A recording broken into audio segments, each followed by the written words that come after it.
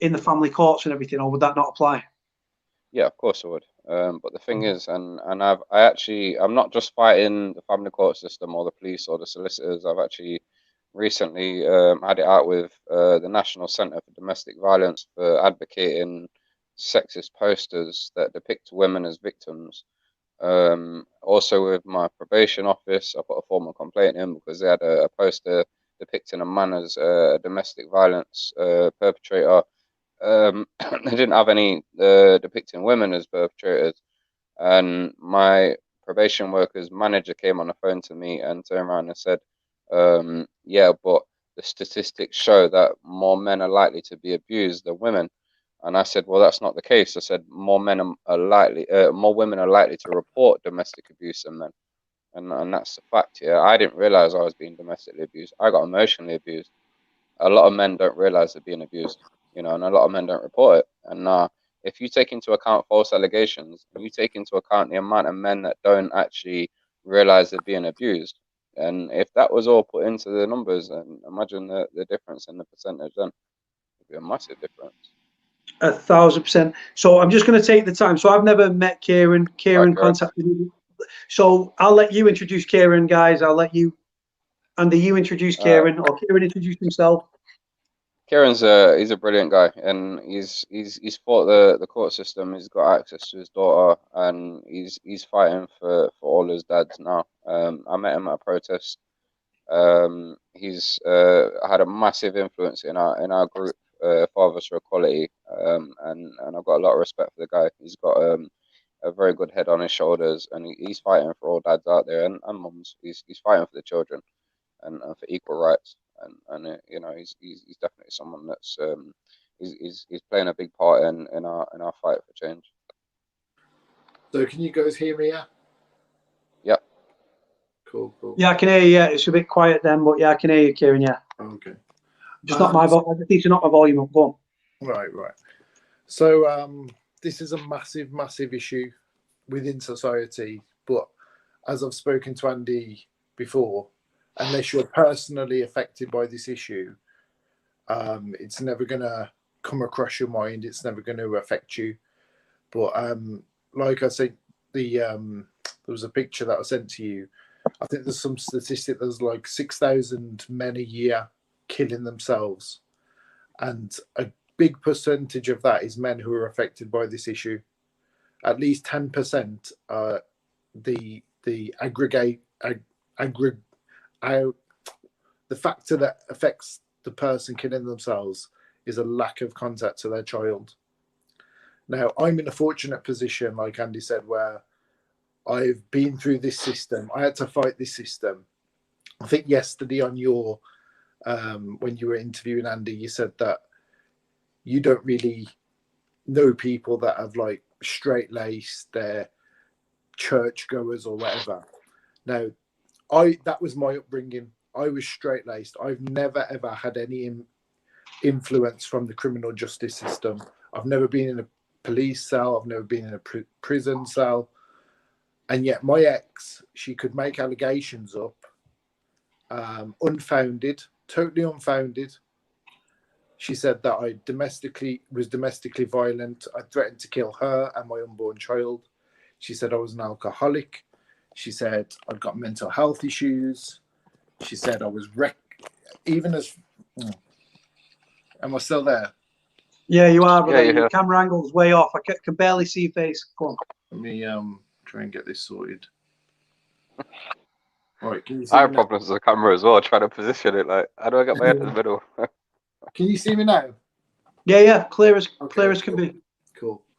So my ex accused me of being an alcoholic. She accused me of mental health issues. She accused me of threatening to kill her and my unborn child.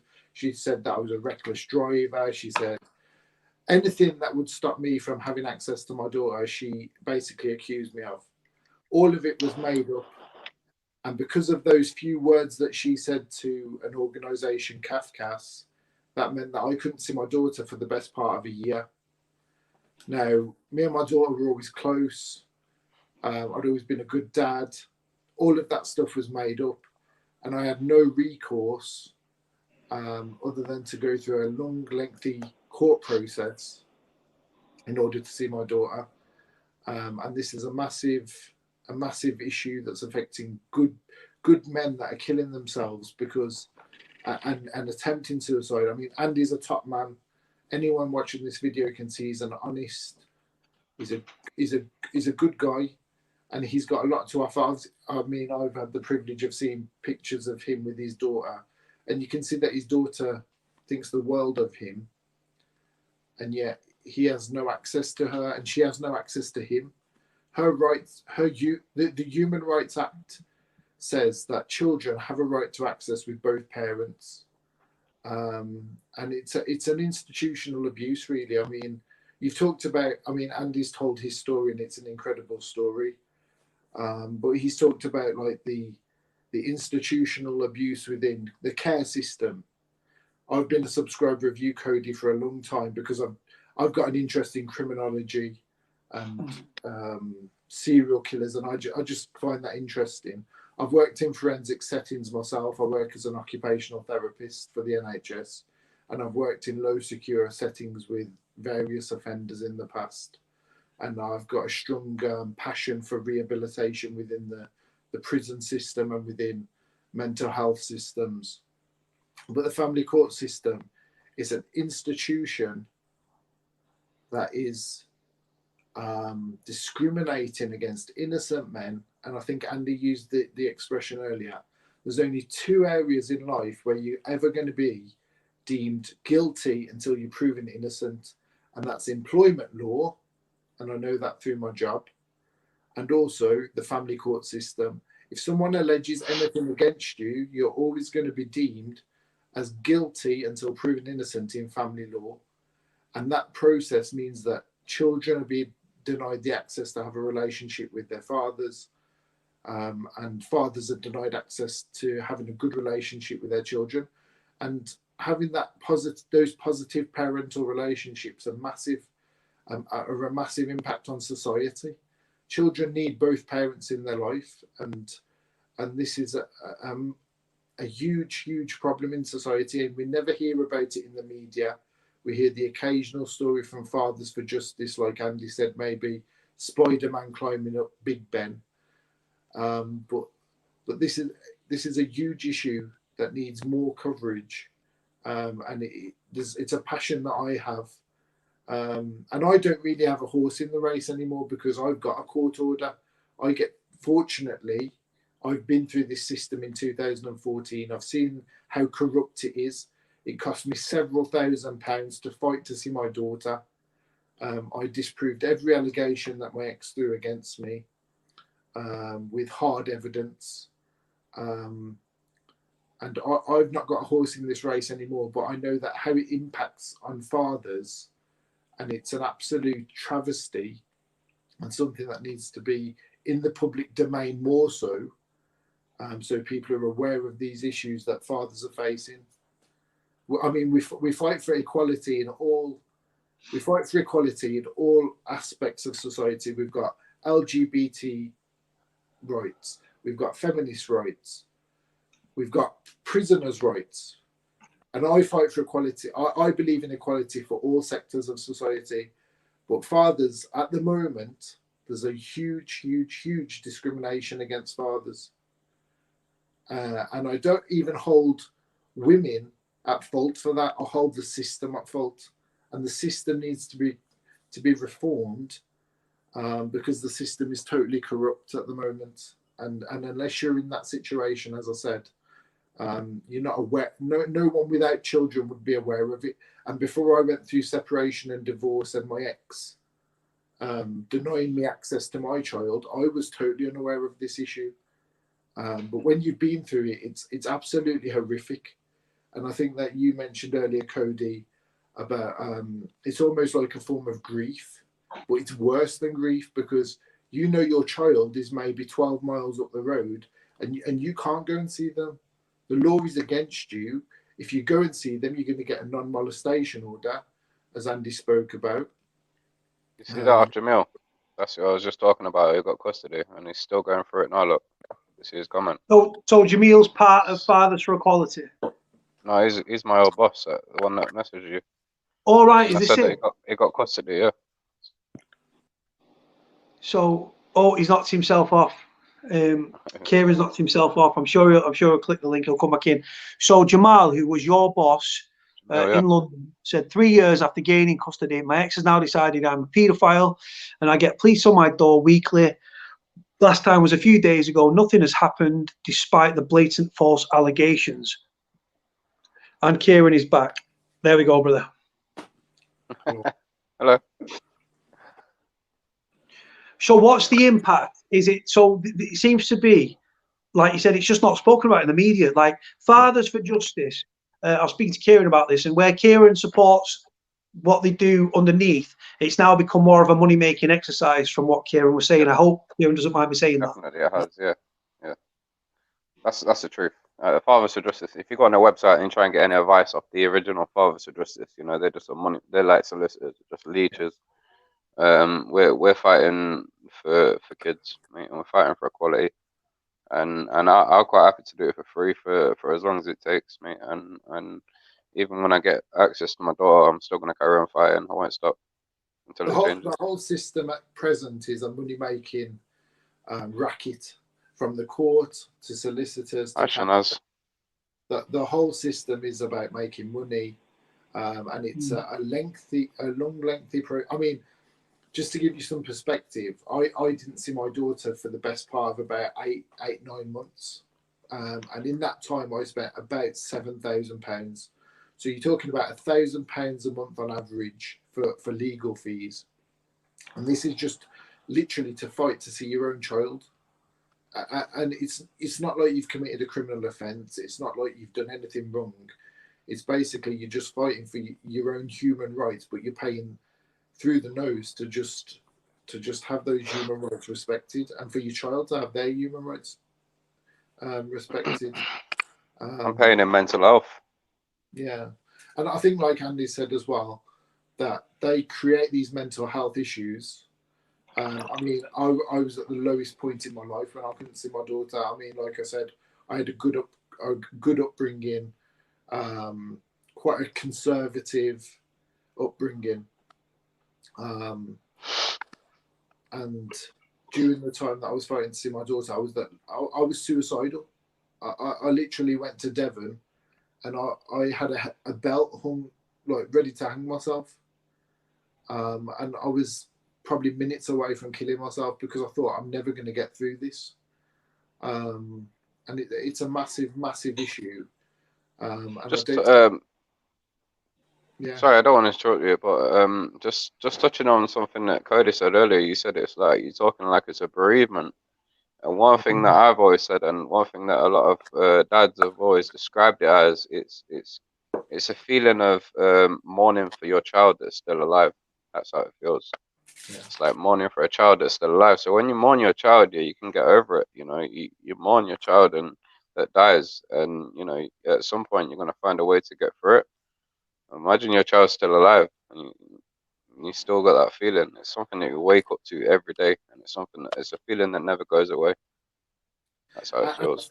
I think one of the biggest issues as a father in this situation, and there's thousands, like Andy's alluded to, there's thousands and thousands of fathers up and down this country who are now fighting to see their children, who are depressed, anxious, and no one will know about it, probably apart from their close circle of friends and family. But the court system, the problem with the family court system is it's not a level playing field. If you go in there and you've got a fair chance, then you've got a positive outlook. But everything's stacked against you. The whole system is stacked against you because you're a man. So any false allegations, like I've said, are you're guilty until proven innocent. Society perceives that women are caregivers. Society perceives that women are going to be in the best place to give children that parental role. However, my Kafkas report said that I'm equally as capable of looking after my daughter as my ex-wife. I'm equally as capable, but the law is stacked against me. The system. I did it living out my car. Sorry, Andy. No, sorry. I'm just saying I did it living out of my car. I still looked after my daughter. It's just not a fair playing field, and it's stacked against men, and I think we need massive reform, because this is thousands of men a year are killing themselves because of this issue, and no one seems to give it the attention that it deserves, in my opinion. Kieran, if you didn't have that £7,000 that it cost you to get your 50/50 residency order, do you believe you would have won your fight for your child? Not at the time, because I was in the lowest place I've ever been, and I wasn't in a position. I mean, I know I've spoken to Andy at length. Obviously, we're good friends now. We met in recent weeks, but at that stage in my life, I wasn't as strong and confident as I am now.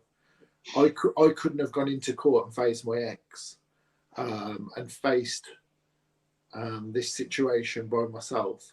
I was fortunate that I spoke to Andy about this the other day, that I had a good friend who's in a very good financial position who was able to help me out. If I had to self-represent, I would have crumbled. I was in the lowest place. I was suicidal, anxious. I was minutes from taking my own life because I was totally hopeless. And the one thing I had to fight for was my daughter. And I thought, I'm never going to get access to my daughter. Not where I am now. I'm just not in that place. So it's only the grace of a good friend who was able to help me out financially, that I had a solicitor who was able to support me through the process, that potentially I'm even here today. And that's the truth of the matter. That's the fact of the matter. Kieran, can I ask you an honest question? If you would have got a no contact order, where would the worst have happened, do you reckon? I reckon it seriously would have. If I'd have been granted no contact with my daughter, I wouldn't be here today. I can say that 90% 90% surety. It is my best friend. He's one of my best friends. He's not seen his daughter in 9 years. His daughter's mum moved to the Isle of Man, and he didn't know that what access was available for me, and he won't mind me speaking about him. He hit the bottle, and he's an alcoholic now, and it's killing him, and he's got a lot of health problems because of it. Now he's got 2 kids that love him to bits, his sons, and he's a great dad. Now this guy's got a heart of gold.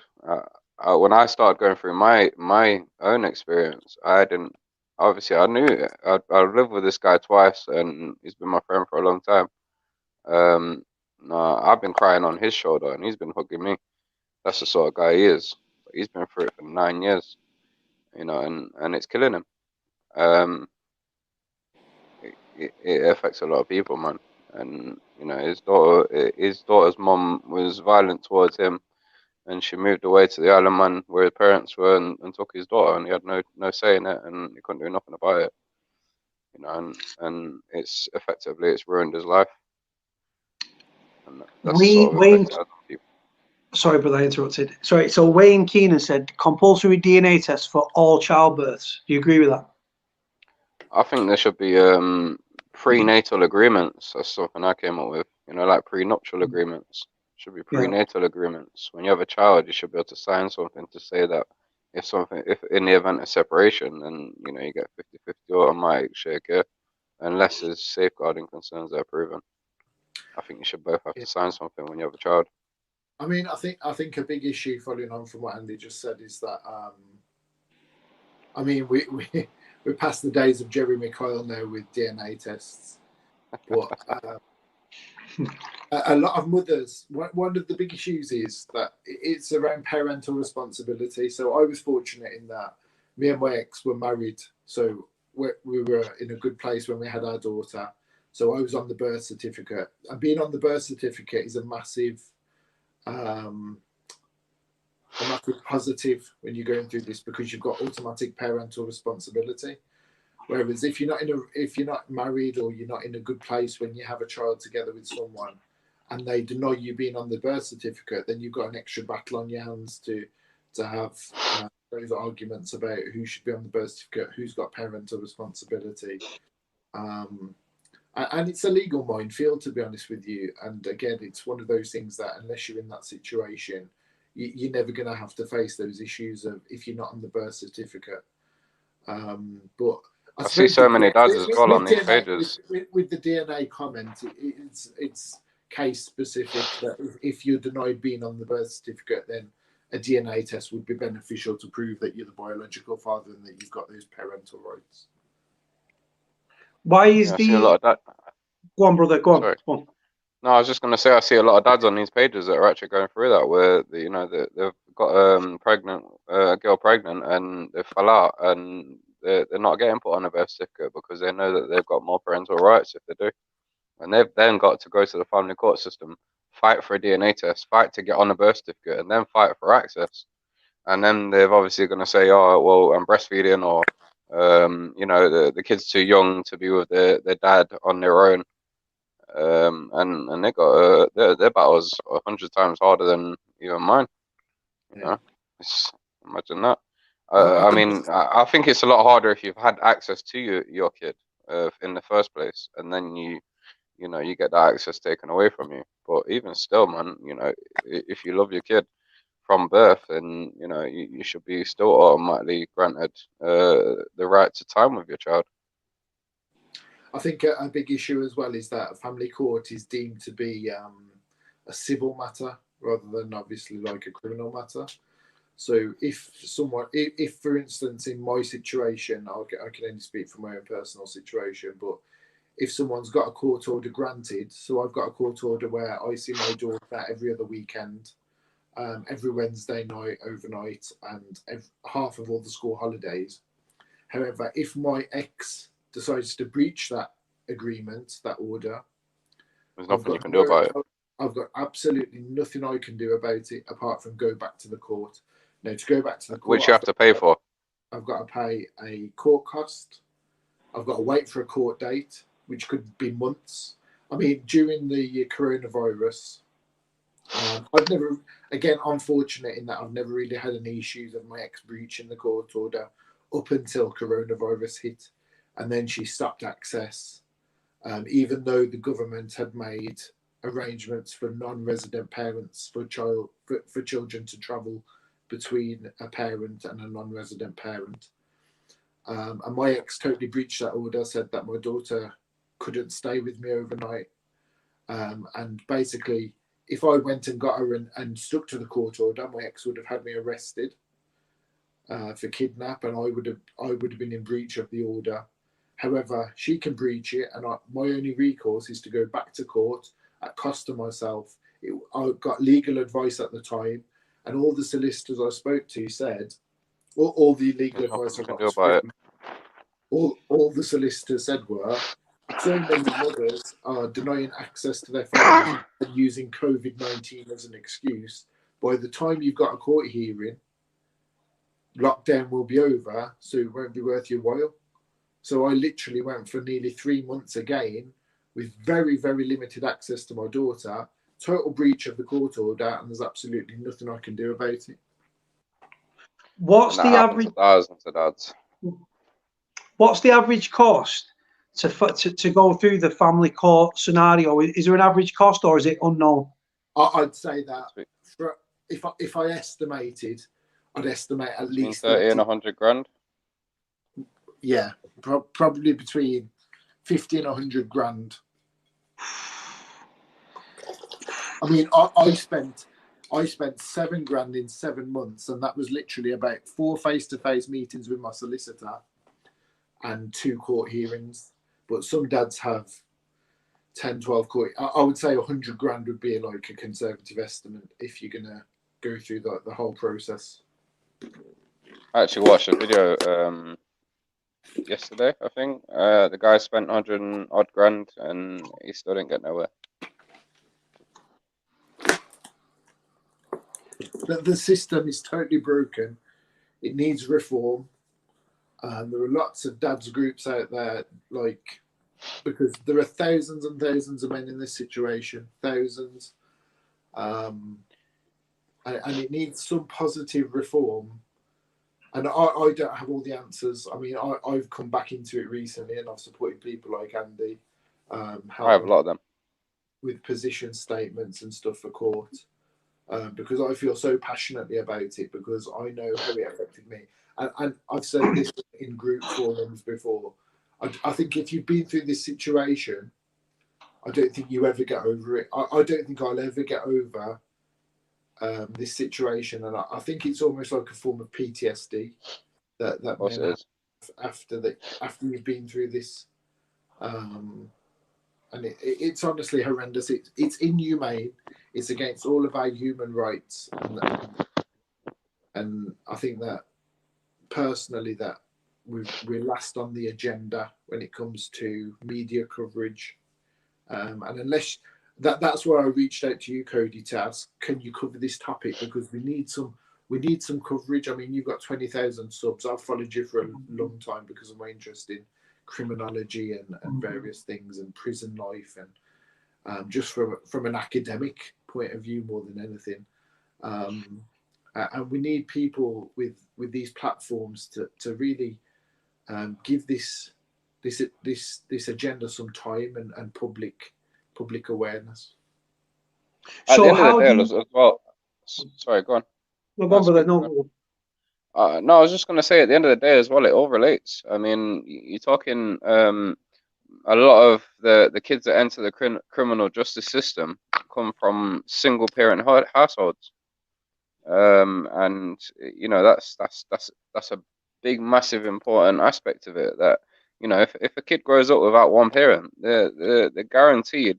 You know, I don't know the percentage of kids that end up with problems, but you know, they're going to end up with drug problems. They're going to end up getting involved in the criminal justice system, something like that. So, you know, it's very important that this is addressed, where, you know, healthy relationships are encouraged between both parents, and you know, it shouldn't be such a lengthy battle. If you actually Google the original guy that was the dressed up as Spider-Man, the Father for Justice guy, I don't remember his name. I read a couple of articles about him. His daughter's life was ruined by all this sort of stuff, backward and forward in the court hearings and stuff like that. And she speaks out now, saying that my childhood was ruined over it. You know, and he shouldn't have to gone through that. Now, he set a precedence for our cause, and I say that, you know, he casts us in a bad light because of the methods that he took, but it had to be done, and he had to do something drastic, because, you know, he was in a situation where none of it was known about at that time, and you know, he stood up for himself, and he made it known. But it definitely is, like we say, is children's rights, and it's going to affect the children. You know, if I was to, by some crazy notion, get a no contact order, my daughter was to grow up without a dad, I guarantee that she's going to end up in the criminal justice system, or she's going to end up with a drug problem or something like that. She's going to have some sort of problems when she's older. You know, and it's the same with every kid that goes through this, and it's not right, man. It needs to change, and it needs to be a more productive process for dads to go through, and or moms, and you know, there needs to be some sort of change in the system. I mean, I could write something now that, you know, would be a good solution for all the problems that we face. But, you know, it's got to be written in law, and it's got to be a policy. Do you know what I mean? And that's why we're fighting against the system. Sorry. Yeah. So there definitely seems to be a direct correlation from children that grow up from what they would call broken homes and entering the criminal justice system, and the same applies to those that grow up in the care system as well. Now, the statistics fluctuate up and down, but it's a high percentage. It really, really is. And during this, sorry to put it in this terms, tug of war, if you will, what is the impact on the children, like psychologically, emotionally? It must be massive, because the longer it goes on, the more. The fact is, a little girl should have her father there. A little girl should have her mother there. It's as simple as, unless there are genuine, as Andy said, safeguarding issues. We're talking paedophilia, we're talking rape, and those sort of parameters. Them even sort of proven abuse. That's the main important thing. Proven abuse, not hearsay, not their word. I mean, imagine my daughter was only 1, but she had a consistent relationship with me, and you know, she loved me to bits. Now, I don't know what mental effects this is. I don't know, but she's had her dad zapped out of her life. And I remember bumping into her and one month after she stopped my access. And me and her mum was arguing in town because I'm asking her, why are you doing this? Why won't you answer me? I want to see my daughter. And my daughter turned around and went, Daddy. And, I just got down and I gave her a cuddle and a kiss. And, I just hugged her and then I left. And you don't know what sort of damage this is causing, even to younger kids. It can have a lasting effect. Imagine if this goes on for years and she don't see her dad for years. It's just crazy, man. There's a vicious cycle, and there's some statistic that I think it's 63% of people that attempt to commit suicide later on in life have come from a broken family where they've not had a positive relationship with both parents. My daughter was 4 at the time that she met with CAFCAS on her own. And there were statements in the CAFCAS report that her face lit up when she spoke about her father.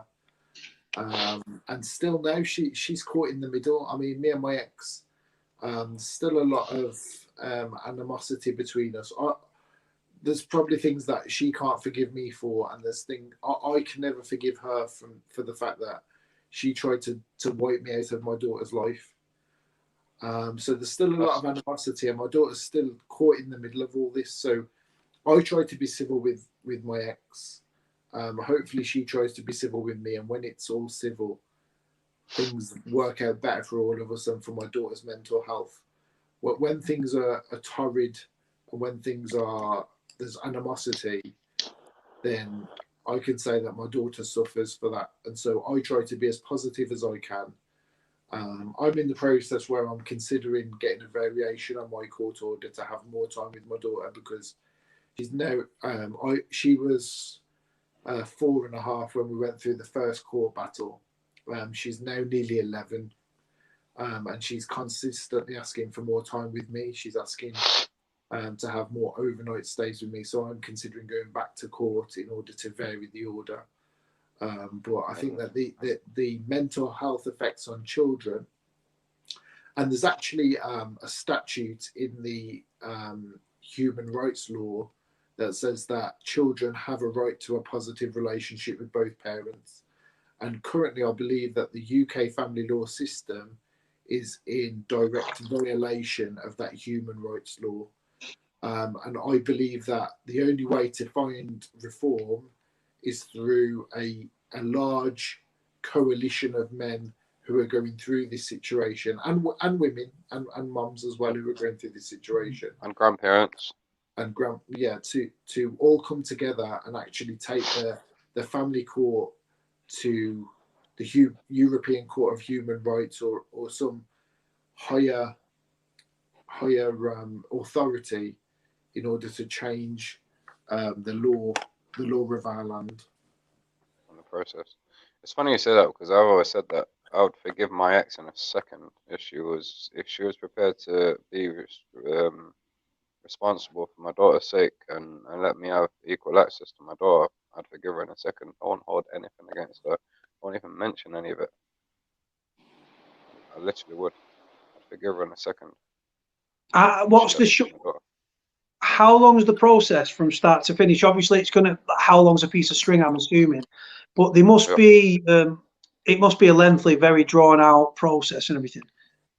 I think it's very, I think again, it's very case specific. Like I said, my ex alleged all sorts against me. She alleged mental health issues. She alleged I was an alcoholic. She alleged threats to kill. But because I got no criminal history, I've got no criminal record, it still took me approximately, I would say, about a year from the start of the process to get to the end of the process. However, I would estimate for someone in Andy's situation, maybe with a criminal history and the stigma that comes with that, wrongfully, I believe wrongfully, because I know Andy as a father, and I'm sure that he would be absolutely fine with his daughter tomorrow. But because of perhaps his history and because of the allegations his ex has made, it could be, like you said, how long is a piece of string?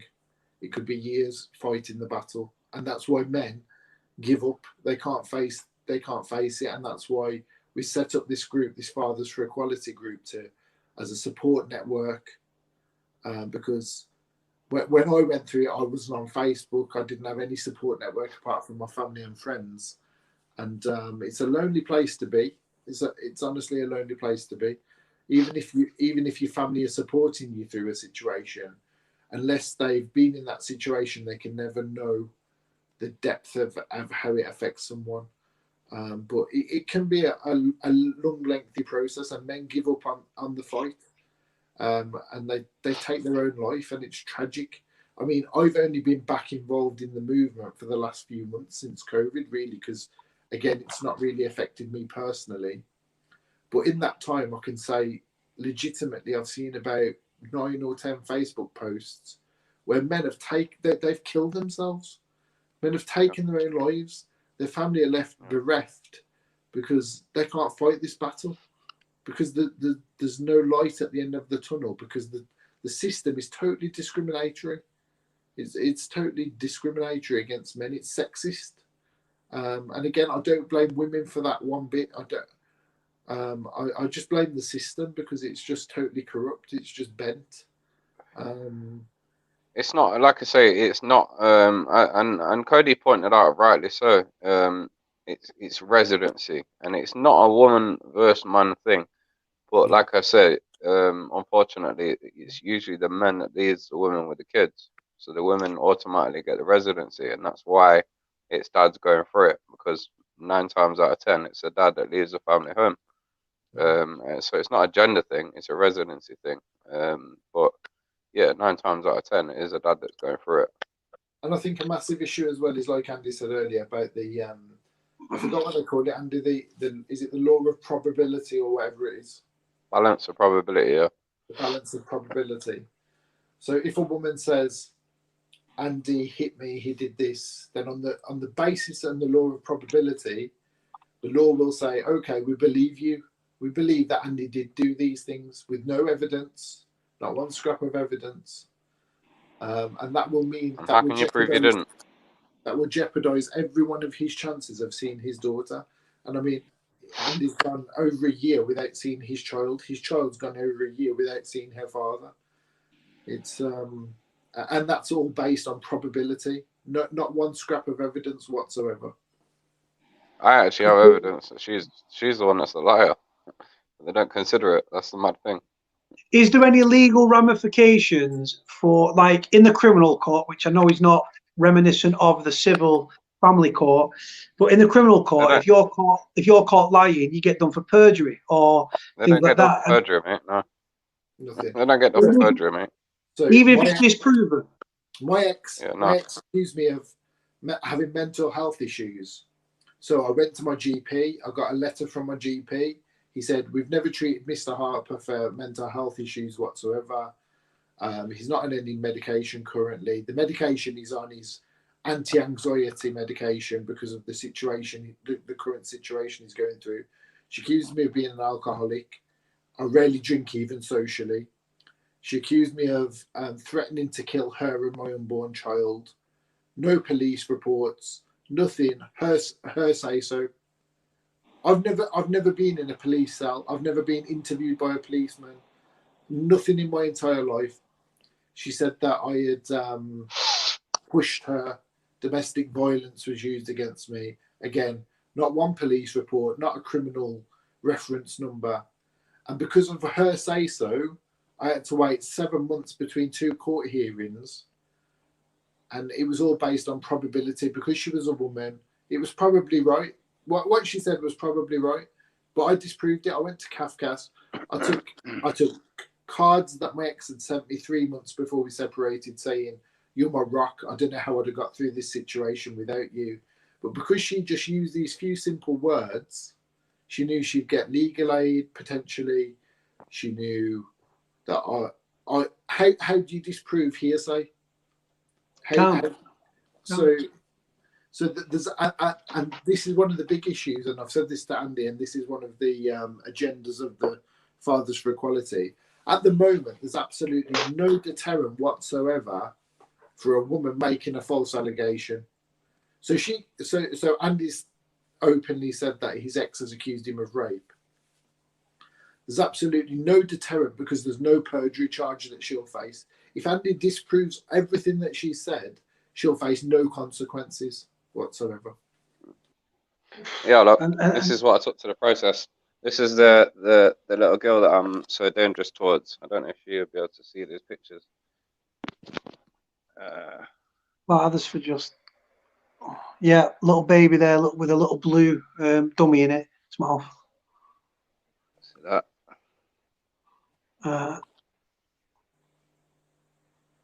She's got red hair. Yeah, well, no, it looks like it on the picture. All right. See that one? Just look like just a doting dad to me. Exactly. This is my little girl that's that I'm supposed to be dangerous from. That's probably the last time I saw her. Well, I don't have kids myself. I don't have kids myself, but I fully like it. The thing is, where you guys are doing what you're doing for fathers and everything, and as soon as the battle starts, it's in the, without being sexist, it seems to be in the mother's favor. Yeah. And there must be women's groups out there that are like, well, this is a loophole. This is how we manipulate the system. Not all of them, I want to make the point, but there must be women out there. Mom's yeah, well, there you go. Mothers United. I've seen posts from Mothers United, right? Now, I exposed these, and they tried to get a harassment case against me, right? Mothers United. I basically made a female profile and I went onto their page because I was interested in the difference between women that make false allegations and genuine victims. So I wanted to study actual genuine mothers pages where there's genuine abuse victims on there. And I saw posts where one of them put, have you got any good nicknames for your kids' dads? Yeah, and there's hundreds of mums on there going, oh yeah, scumbag, this and that, yeah, just absolutely ripping the shit out of the kids' dads. And I basically I blocked out all their names, yes, just to protect any of them that might have been genuine victims. And I put it on one of the fathers' pages. Now, some of their mums infiltrate our pages, so they come on there and they saw what I was doing, and they basically reported back to their page. Next minute, my face and my daughter's face was all over their page, and they're saying this guy's a perpetrator. We've put a report into the police. They contacted my ex. They found my ex. They stalked my Facebook, contacted my ex, and they said they got a harassment thing. So I made a counter allegation against them, and I said, look, they're stalking my page. They're harassing me to protect my own back. Now they're absolutely ripping the shit out of their kids' dads. Now, if we did that on the dad's page, now bearing in mind on Fathers Rights UK or Fathers for Justice support group or on our page, if any of the dads was to start saying bad things about the mums, they quickly get pulled up on it, and I've seen it happen loads of times. And if we was to do that and start a post like that, we'd all have non-molestation orders and we'd all be arrested for it. They can do it and get away with it, you know, and that's one of many posts that I saw from these mothers pages that literally and they advise each other how to get the upper hand in court and how to get these non-molestation orders and things like that. When it comes to like CAFCAS and all these sorts of like third-party agencies and everything that do like collect things and put things towards the court, is it predominantly a male-dominated industry or a female-dominated, or is it split? What's that? All female. So you again, a mother that doesn't know this mother is going to sympathise with the mother, surely. I work in like I said, I work for the NHS in occupational therapy, and 90% of my colleagues are female, at least, if not more. My university dissertation is about being a male within a female-dominated industry. But I walked into the CAFCAS office in Birmingham. You might tell from the accent. Yeah. I walked into a CAFCAS office in Birmingham, and 95% of the workers were female. My CAFCAS worker was female. I was fortunate, and I can only speak the truth and say as I found. My CAFCAS officer and the report I had was in my favour, but I've seen a lot of CAFCAS reports that go against men, and it causes a lot of issues down the line. But I mean, my CAFCAS report went in my favour, but a big part of that was actually what my 4-year-old daughter said, as opposed to what I said. It was what my daughter said. But again, another issue with the process is the length between court hearings. So my first hearing was in something, I think it was in like February or March, and then my second hearing was in September, October. And in that time, you've got absolutely no right to see your child, and the mum can say, I mean, in my case, I saw my daughter for the equivalent of 48 hours over an 8-month period. So my ex would ring me up on a Saturday and she'd say, you can see your daughter for an hour this afternoon. And she lives nearly an hour away in Birmingham. And I would have to drive an hour to get to her, which was fine, to spend an hour with her. But and during that time, I had no rights whatsoever as a father. It was everything on my ex's say so. And she was doing that only to look reasonable in front of the court, so she could say, I've allowed some access. However, that went in my favour because I just said, well, if she's allowing me unsupervised access for short periods, surely she doesn't deem me to be a threat to my daughter. It seems to be as soon as the battle lines are drawn, it's a case of and it seems to be, like I said, you've got to defend yourself, but the allegations are thrown towards you. They muddy the water as quickly as they can, and whilst being spiteful because a relationship might have broke down and you got with somebody else and you think, right, I'm going to use the kid as a weapon. During this tug of war, which sadly that's what it is, it's the child that suffers immeasurably. But the mother in the short term obviously doesn't see that. But then in the long term, the issues are going to be prevalent throughout this child's life. Yeah. Kids are going to grow up to hate their moms. Yeah, do you know what? Exactly that. So what age, is it 16 or 18 where a child is free to make their own decisions and find their parent if a non-contact order was in place? Lower than that. If a child is considered, I think maybe 10 or 11 or something like that, if they're on like of sound mind, then they can be considered in court. Their opinion can be considered. Like if they say I want to see dad. I think that they assess the maturity of the child, and if the child is deemed mature enough to have capacity to make that decision, then I think it's around about 10, 11, 12 there would be. But if my daughter said to a court, I want to live with my father, then the court would take consideration. But if your daughter's my daughter's age, like, she's free, you know, what can she say? I've got to fight for her. She can't fight for herself. I was talking the other day about it, and I was saying that I think that children should be given automatic representative to fight for their rights. It shouldn't be dads fighting to see their kids, because that can come across as selfish. It should be a child having a representative to fight for their rights to see both parents. Go on, brother, carry on. Oh, just saying, I think that's important, man. Can I ask you a question, Cody? Go on. A personal question. So did you have both parents when you were growing up? Did I have both parents? Yeah. No, so I was born in Huddersfield. My real dad was a waste of space. The relationship broke down after 19 months. I last saw my dad when I was 3 years old. My mum got with another guy. They had a daughter, so that was his first child. So I was automatically pushed to one side. After a few years, after about 4 years, their relationship fell apart. My mum met with another guy, and then they got pregnant, and that was his first daughter. So you've got his legitimate daughter, my youngest sister, Taylor. Then you've got the younger one who was, like I said, she was cute and small. And then I was like the oldest one, and I was the troublesome one. And I was sort of, I was guilty of playing. I was the black sheep, and I was guilty of playing up for attention. So I never belonged. So my childhood was really messed up. But the weird thing is, with my when my mum got with the second guy and had the daughter, my sister, 4 years junior to me,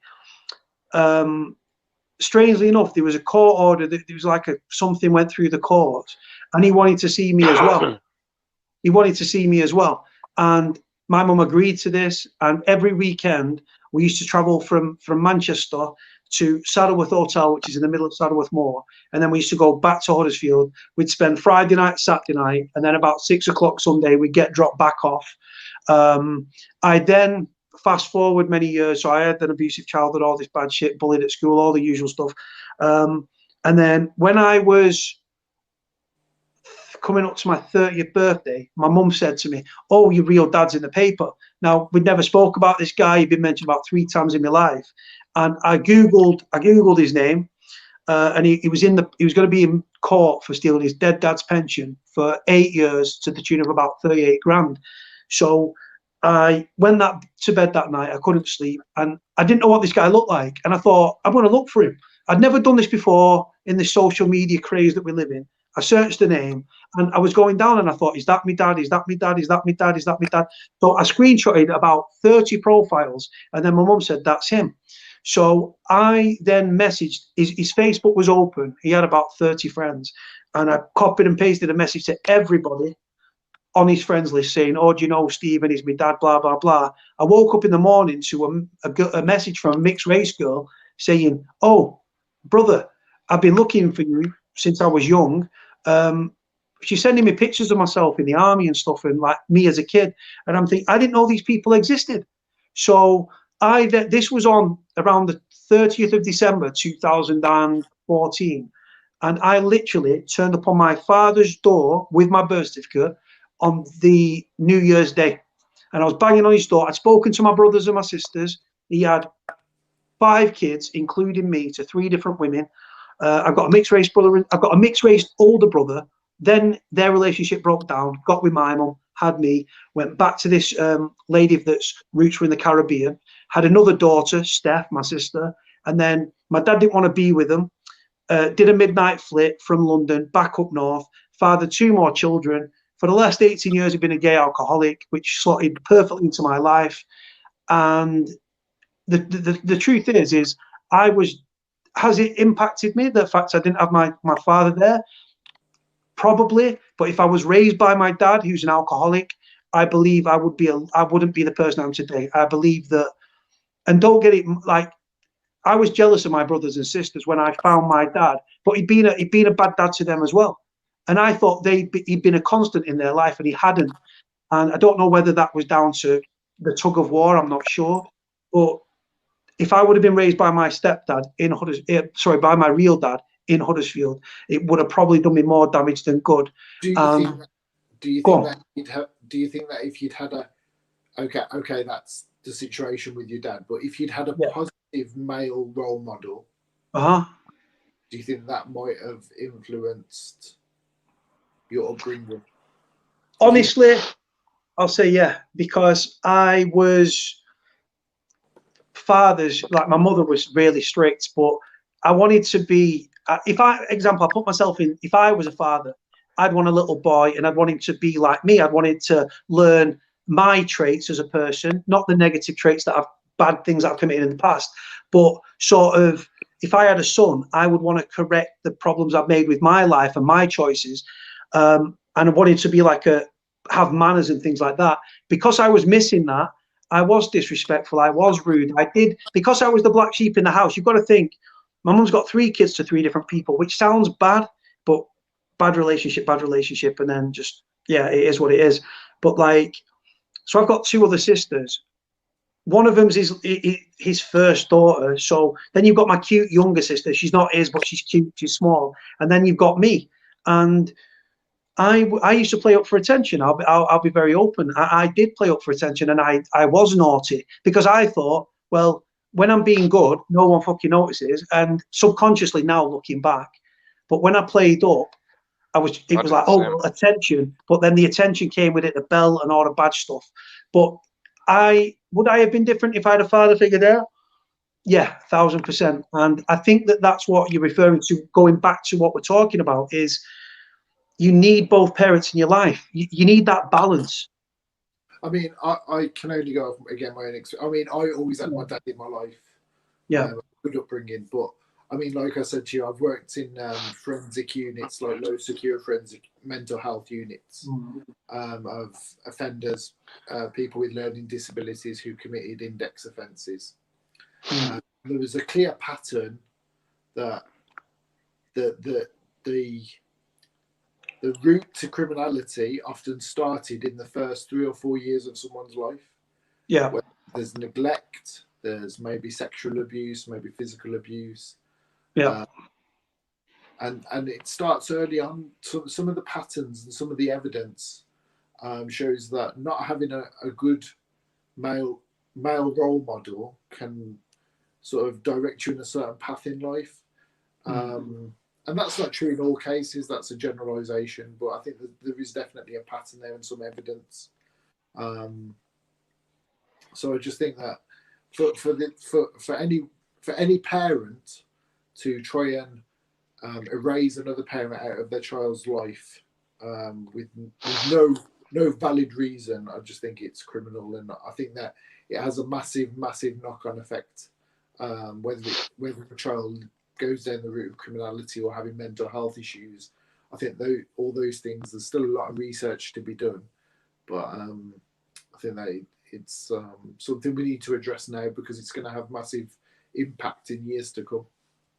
I think the research has been done for a long time, to be fair. Like single parent households, a lot of the gang work that I've done, a lot of the youth work that I do, I've worked with a lot of young people that get into trouble, and most of them come from single parent households. You know, they don't know who the dad is.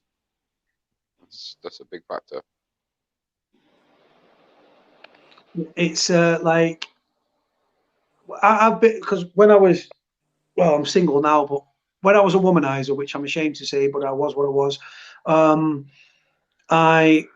I became to see a girl, and she had a young daughter, and her young daughter used to call me Dada, and I used to be like, no, I'm not your Dada, and it's that sort of young age. She doesn't know. I didn't want to get into the habit of calling another man. If I was the father of this little girl, she just sees me there as that male. I was constantly there, so she saw that male figure and thought Dada, and used to put her hands up and all this, and I'd be like, I used to say to the girl I was with, I used to say, I don't like, if I was the father of that child, it would kill me, right? That my daughter, if it was my daughter, hypothetically speaking, was calling another man who was a stranger Dada, and that must be something that has definitely happened with Andy's situation. Possibly, I hope not, but I think it's well, I mean, sorry, go on, Kieran. I think it's an absolutely massive issue in this situation, and within the groups that we've formed. I mean, we've only had the group formed a few weeks, but even within that time, we've had several fathers say, here's my ex with their new partner trying to replace me. And again, that has a massive impact on dads, because I mean, my ex started at one point seeing someone in the US, in Atlanta, and she took my daughter out to see this guy and introduced my daughter to this guy in the United States. And then my daughter was coming back after she'd been out there to meet him and saying, my mum's saying, how would you feel about moving to America? And again, I nearly had a mental breakdown because of that, thinking my daughter's going to go to America and I'm not going to be a part of her life. And it's all too easy for, again, mums to introduce another partner. And I've got friends who have been stepdads who have said the same as you. It's not right for me to be called dad. I'm not the child's father. And that's the right thing to do, because the child has a father, and the child has a right to have a relationship with that father. And it has a massive impact on men's mental health. And it might seem to bystanders or someone not in the situation that it doesn't have a big impact, but it's absolutely massive. For you to hear that your child is calling someone else your daddy or mummy, it's an absolutely massive impact for men's mental health. And it caused, this is the things that, so the expression, the straw that broke the camel's back. You could be in a low place because you're not seeing your child, and then you suddenly see your ex with another partner, and your child is calling that partner daddy or mummy, and that could be the thing that tips you over the edge. That could be the thing that makes you want to end it all. And it's massive. These things. That's mad.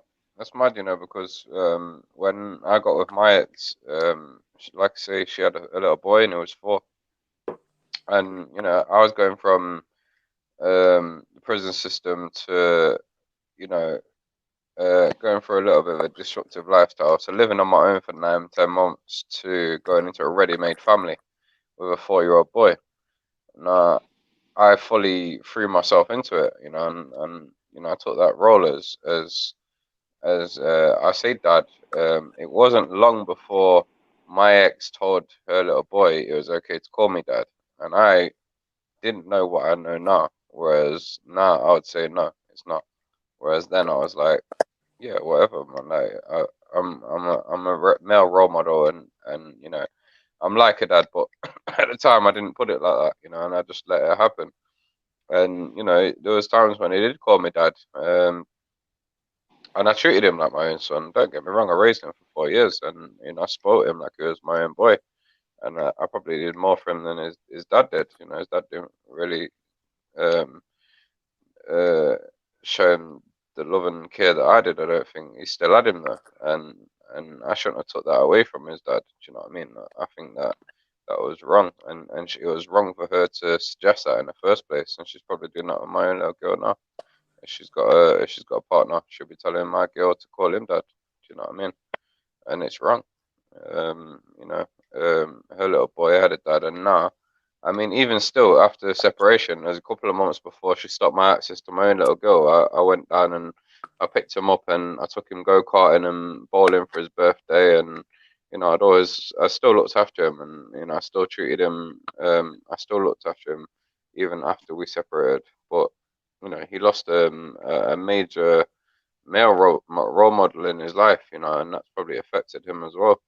And I can't imagine how that will affect him in later on in life, like her telling him, you know, you can call him dad, and me being that constant in his life, and treating him the way that I did, and then all of a sudden I'm gone, and she's obviously feeding him with poison about me, and you know, he probably thinks bad of me now because I don't see my own little girl.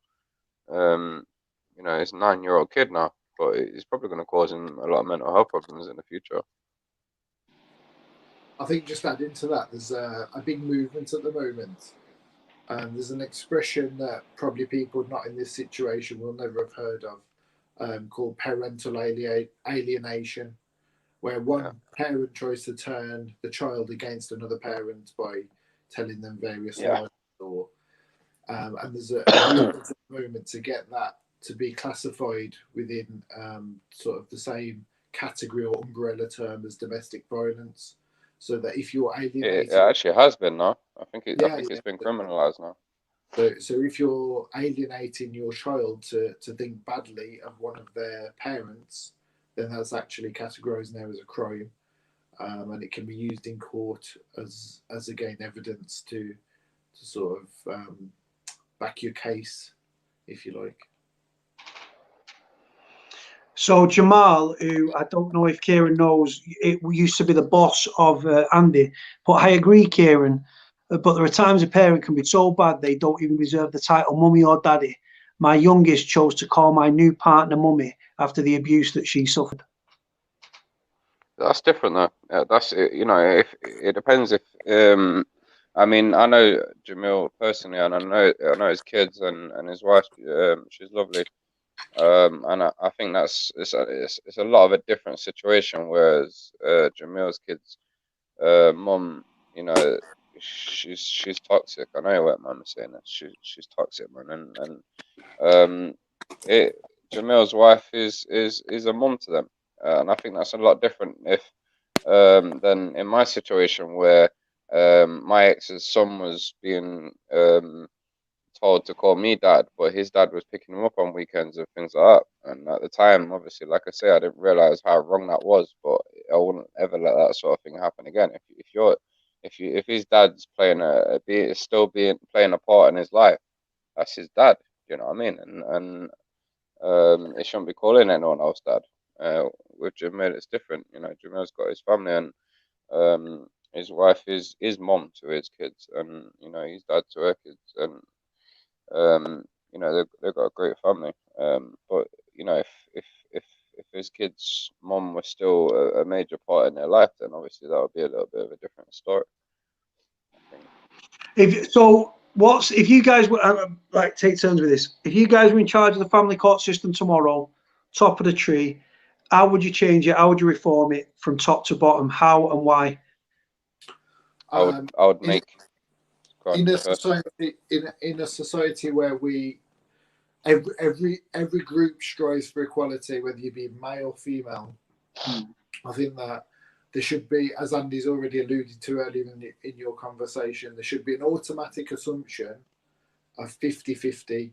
Now, we recognise that that's not going to work for all families. You can't blanket referral all families and say 50-50 because working arrangements, but that should be the starting point, so that whatever access the non-resident parent, whether it be mother or father, gets is an absolute maximum. So if they consider the child for maybe not 50-50 but 60-40, then that should be the minimum.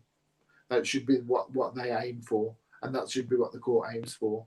Whereas at the moment, it's probably, I would say, 85% 15 in a woman's favour. You're going to get to see your child every other weekend if you're lucky, and that's the norm. And it shouldn't be the way. It should be the maximum that the non-resident parent can offer should be offered. There should also be court orders should be enforceable by police. So if my ex breaks my court order, or if I break the court order, if I don't drop my daughter off at the right time, the police should be able to get involved. Whereas now there's absolutely no criminal deterrent to my ex stopping me seeing my daughter. You can do it, and my only recourse is to go back to court. For me, those are the two big reforms, and that should be the norm. That should be the starting point. Yeah, I think, in my personal opinion, the most important thing is, like we say, an automatic assumption of 50-50. So it should be an unwritten court order that if a child's parents were to separate, then they automatically get a right to equal shared care, unless there's proven safeguarding concerns, and then that means that the dad don't have to fight for the kids. But if the woman was to decide to stop access, then they can automatically enforce it instead of going through a long, lengthy process and having to fight for their kids. A dad shouldn't have to fight for their kids, neither should a mum. And the second thing is the allegations. They have to be proven. You know, allegations should be proven. Why are you going to be judged and convicted before any evidence is put forward on allegations that are just made up? Like I said, my ex just said that about a fight I had with my dad when I was 11. Something that I told her just in a conversation at one point during our relationship, that I had a fight with my dad when I was 11. And she put it in her statement as if it was a recent thing. And that's considered fact. I mean, yeah. Carrying on from Andrew, I think there should be a minimum standard for evidence, as within criminal court. So if an ex accuses domestic violence, there should be criminal crime reference numbers for when they've reported that. There should be a minimum standard of evidence for allegations. What's annoying though is like how it seems to be that so many, when you're in the relationship and you're loved up and things are great, there's no accusation. Even when things get bad, there can be no accusations. But then, like, as soon as it comes to a tug of war over a child, and I'm sorry to put it in terms, but that's how it comes across. It's true. Every accusation, oh, he's this, he's a rapist, he's fucking all these bullshit. And the thing is, and like I said, it's discredited. actual victims of sexual abuse, domestic abuse, coercive behavior, coercive control, financial control, all these things. But it's quick for a woman. And like I said, the thing is with this argument, you're going to get feminists that are like, oh, well, it's a male dominated world. And it's not. But the one thing with this argument, women seem to be, oh, I want 100%, I control, and the kid's mine, and that's it. But all fathers are fighting for is they're not fighting for 100% of the child. They just want equality, 50-50. Yeah. And that seems to be the difference. Exactly. That's exactly right. Exactly. Why should dads have to fight for equal access to their children? Like I said, it's literally they want the whole cake, and all you're asking for is, I would like my child that is half of me 50% of the time. Yeah, exactly. So and not even that. Most dads can't even do 50% of the time. You know what I mean? Most dads are asking for a weekend. I've asked for every other weekend, and then one night on the weekend that I can't have it. You know, and maybe one night. I think I've asked for one night after work for a couple of hours. So it's not even 50-50. Like most dads are working most of the time. Yeah. You know? So and you still can't even get that. Yeah. And I hope Andy doesn't mind me like making reference to his particular case, but I've seen some of his paperwork where his ex hasn't even like objected to sort of unsupervised contact in the future. However, so she's saying in the future he can have unsupervised contact, but until then he's got no contact. So why can't Andy go and see his daughter in a contact centre? So at least he's maintaining some relationship with his daughter, even if he saw her out, let's say, as an example, for 2 hours a month. 2 hours a month in a contact centre where his daughter sees him, she knows that's her dad, and that he's fighting to see her, and he's still a part of her life. But up until Andy disproves the allegations, then he gets no contact whatsoever. But then his ex in other parts of her paperwork is saying, in the future, if he proves this and this and this, he can see her unsupervised. So why should he not see her now in a supervised setting? I actually had in her last statement, she said, sorry, in her last statement, she actually says, I have no problem with him seeing his daughter in a supervised access centre. And when I asked for it in court, his solicitor turned around and said no. And the judge backed her up on it. And I'm like, but she put it in her statement. She's got no problem with me seeing her supervised. So why are you saying no now? Yeah.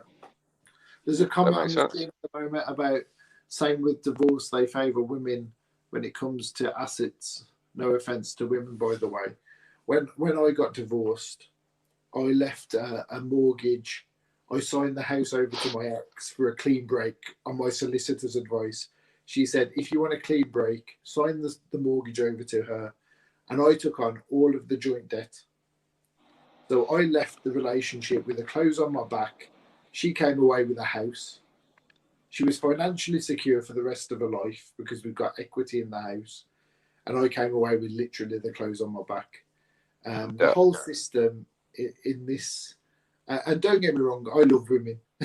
Do you know what I mean? I love women.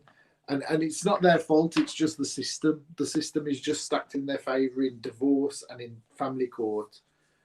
The system favours women and men are discriminated against. But yet they go on about equality with women's pay and women's rights and all these things. But then when it comes to, like you say, marriage, possessions, and children, the child's treated like an object in the sense that it's like a tug of war over, but not in the father's side of things. And like I said, and not because I'm a male, because if it's proven that the male was a convicted paedophile or a convicted rapist, then I'm straight on the woman's side of the fence, 1000%. Of course. Of course. So, and that's what Andy said at the very outset of this conversation. If there are proven safeguarding issues, fair enough. If a man is deemed to be a nonce, a paedophile, violent, then that's fair enough. That's fair enough. But Andy, he's never been abusive to his daughter. I was never abusive to my daughter. Yet on our ex's say so, we're denied all access to our daughter with no evidence and no rationale whatsoever for that decision. If I'm a nonce, fair enough. Don't grab me any, because I hate nonces as much as the next normal man. I hate nonces and I hate paedophiles. And if they're deemed to be that, yes, good. A woman should have 100% access. But unless you can prove with evidence that a man is a threat to his child, if a man is a damn good father, a damn good role model, and a damn good influence on their child, they should have the option for 50-50 shared parenting. If that doesn't meet that family's needs, then that should be the starting point, and they should get as much of an influence in their child's lives as possible. But it should not be so stacked in a woman's favour, and a man should not have to fight to see his child if he's not if he's not a threat. Why should any innocent man fight to see his child? And like I said, Andy was referencing saying that his ex, from what he was saying, was like, "Oh, I'm a bully, I'm controlling, I'm a rapist."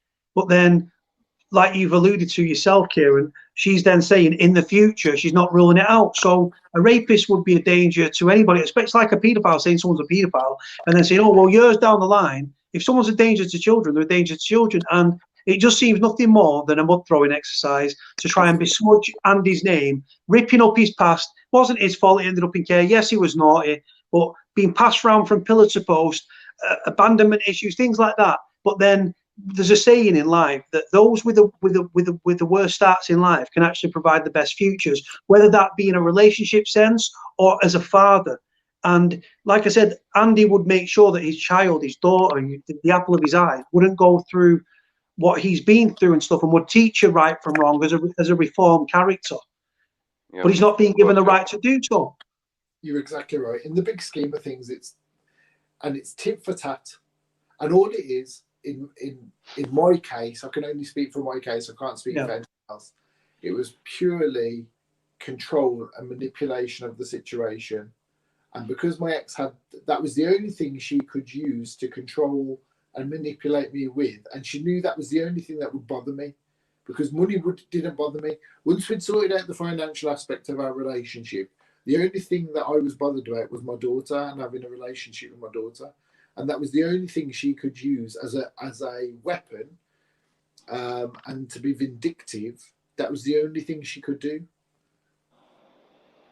And by these women coming with these like allegations, false allegations, like I said, it takes away from real victims of domestic violence and things like that, because they might not come forward and think, well, I'm not going to be believed.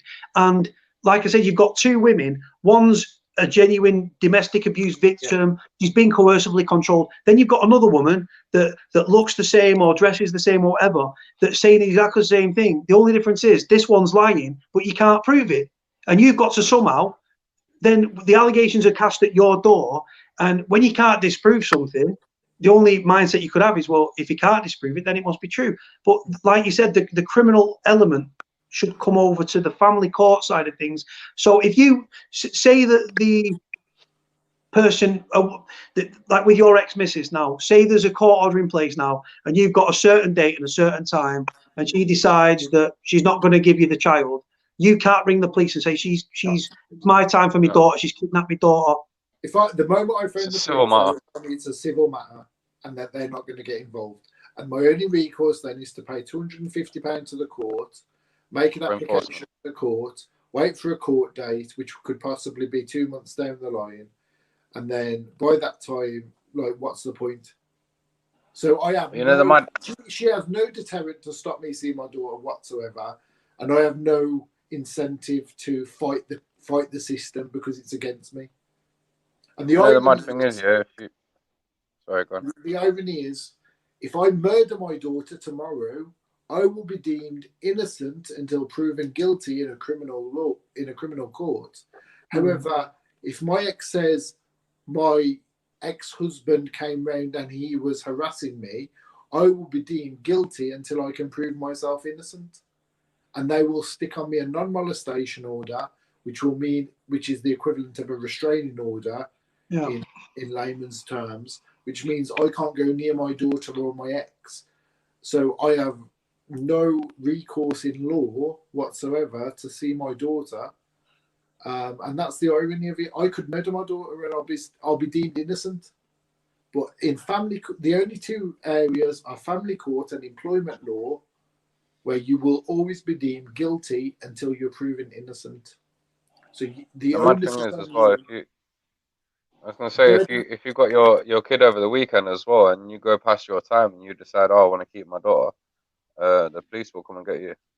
Yeah. If you're the man. But I've just give Kieron a scenario where I said, if you've got a court order in place, a residency order, 50-50, whatever, and she doesn't drop the child off to you, there's no ramification. It's a civil matter. But you've just said, if you decide that you as the adult, as the man, as the father, keep hold of that child and say, right, I'm not giving her back, that automatically becomes a criminal offence. Yeah, and the police No, will be. How the fucking hell? That's not fair. That's still a civil matter. It's still a civil matter, but the police nine times out of 10, the police will come and get the kid. If the dad keeps the kid, it's still a civil matter. But if the woman doesn't uphold the order, the police won't do anything about it. So they must have. When my court order was granted, the magistrates at the time said, basically, you can be 5 minutes late dropping your daughter off. So I've got 5 minutes to play with dropping my daughter off. I've got to drop her off probably a 30-mile trip to drop her off. And if I'm 5 minutes late, that's acceptable. But anything over 5 minutes, my ex could potentially sort of deem that to be a breach of the order. However, when coronavirus struck and Michael Gove was on my TV saying, this does not affect non-resident parents, children can travel between parents, my ex phoned me up and said, right, she's not traveling during coronavirus. And I said, well, I've not got any symptoms. Why can't I see my daughter?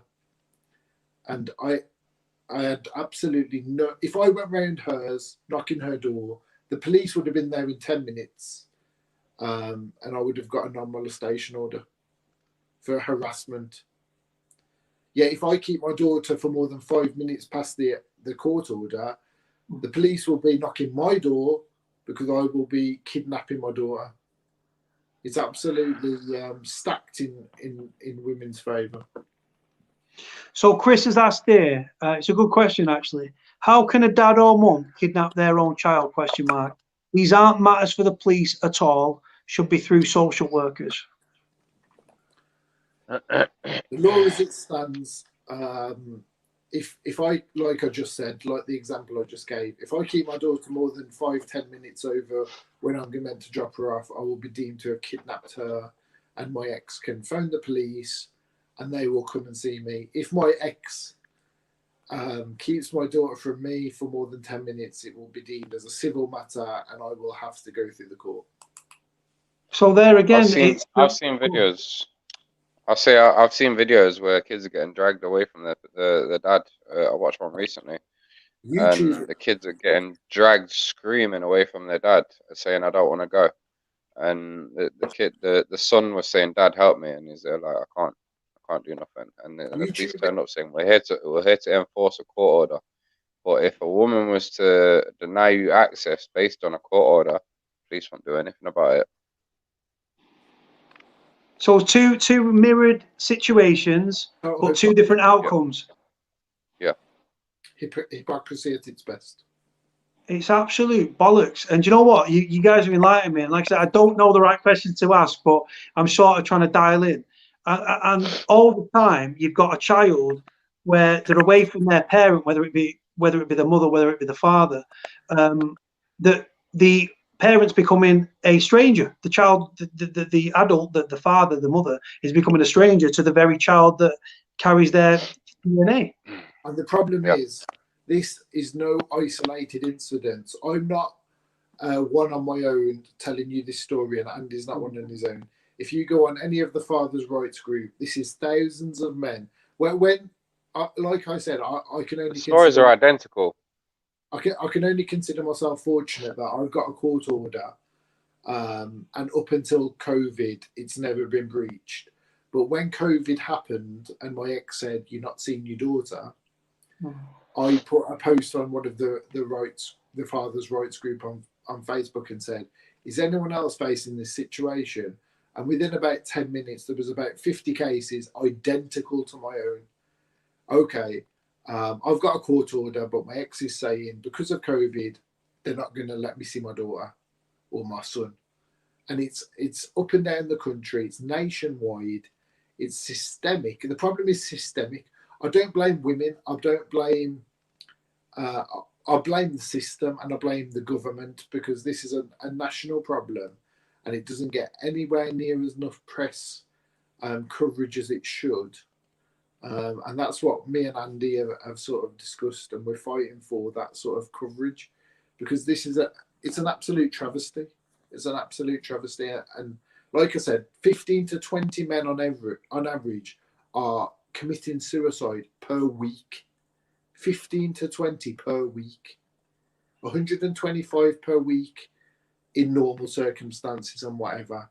But 10% of that is because directly related to child access issues. That's a massive proportion. An absolutely massive proportion. And people don't realise it. And unless you're in this situation, no one can realise how deeply it affects you. I mean, I consider myself a fairly intelligent, level-headed guy, and I hope I come across that way. However, Andy knows me better, but honestly, it's a massive issue, and it's a fire that burns in my belly every day of the week, and I will fight for fathers' rights. And I'm in a fortunate position where I have a court order, so I don't have a horse in this race, but I will fight for men's rights and for fathers' rights, because it's an absolute travesty, and it needs. Kieran, can I just ask, and I'm gonna ask you your own, what you've just referred to there. And I admire what you do, by the way, massively, both of you guys, like you said. But because you've not got a horse in the race, and the fact that you have won your case, you rightfully so. I don't like that word, but like, so you've won your battle. You've won it. Why are you so passionate? Why do you campaign for the rights of other fathers going through exactly what you've been through when you don't have to? It's a really good question, and I will fight for fathers' rights because I think children's rights, that it's almost like a form of PTSD. I will never get over the period in my life where I was denied access to my daughter. I will never get over that, because you only get that understand once. the pain. You only get that once. I will never see my daughter do the things that she did in that period of her life, because I was denied that right. And I don't believe that any father should have to fight to see their child. I don't believe that it's right. I don't believe that it's morally right. I don't believe that it's legally right. I believe that it's inhumane. I genuinely believe, when, like I said, I am like a level-headed guy. I'm like balanced, I hope, to thinking like my political views in whatever views. And I was minutes away from taking my own life, because my ex would not let me see my daughter with no valid reason. I could, in other circumstances, as you asked me before in this interview, I would not be here today having this conversation with you guys. And thank God that I'm here. But it's only by the grace of God that I'm here talking to you guys now, because I could have killed myself. And it would have been that easy. It would have been that easy because of the pain I was suffering. And I look at people like Andy now fighting their battle. And Andy's, again, one of thousands of guys. But I look at him and I think, why should he have to fight? He is the most honest guy I've ever met. Look at his interview with you tonight.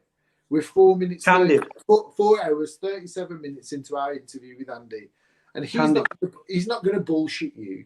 I know that if he had access to his daughter, he's not going to be a threat to her one iota. He's not a threat to her in any way. Yeah, he is denied that access, and like you just said, from his daughter's point of view, she is denied that access to her father. She doesn't have that positive male influence in her life. And for what?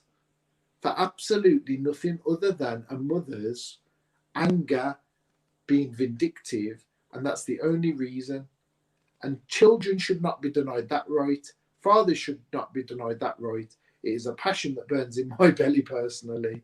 And even though I will be seeing my daughter tomorrow, I will still fight for every father in this nation, their right to have a positive relation with their child, because that is a human right. 100%. I'm glad that I had my father in my life. If I hadn't, I don't know where I would be today. I believe that if you don't have a positive male influence, it can lead to all sorts of, which is why I asked you the question, do you believe this influenced you? And I think that it's just a basic human right that men are being denied up and down the country. I can't say any more than that. Right. So what I was going to say to you, so when you went through this battle, I think you said about 8, 9 months. I think it took you 7, 8 months. So what age was your daughter? Is it daughter? Yeah, my daughter was at the time she was denied contact with me. She was about 3 years and 6, 7 months. I'll be back in a sec. I need toilet. No worries, bro. You can knock your camera off if you need to. There he goes. He knows. So when that court order was issued and you was in court and this presiding judge on the day where it was like you find out either way, and it literally, and I'm going to sound dramatic, but when you find out this day when you're going to get a residency order or a 50-50 order, whatever it's called, it was literally like live or die from what you said earlier. Like literally, if you would have lost that battle, you would have probably, sadly and tragically, God forbid, thought suicide's way out. I had a folder of evidence this big. I had a folder of evidence this big with character references, letters from my GP, cards off my ex, text messages off my ex, screenshots saying like how I'd supported her. And I said, does this to you, I went to Kafkas and said, does this to you seem like the actions of someone who's domestically abusive? I said, I've never had a criminal offence. I've never been in a police station. And believe me, I'm the most non-judgmental person. So I don't judge people who've been in that situation. I'm not trying to come across as holier than thou. But I had a very conservative religious upbringing. Yeah. So I just took all my evidence to them. And honestly, if the court hearing on that day hadn't gone my way on the evidence that the Kafkas report came back in my favour, and it said, I should have access every other weekend, weekdays, and half of all the school holidays.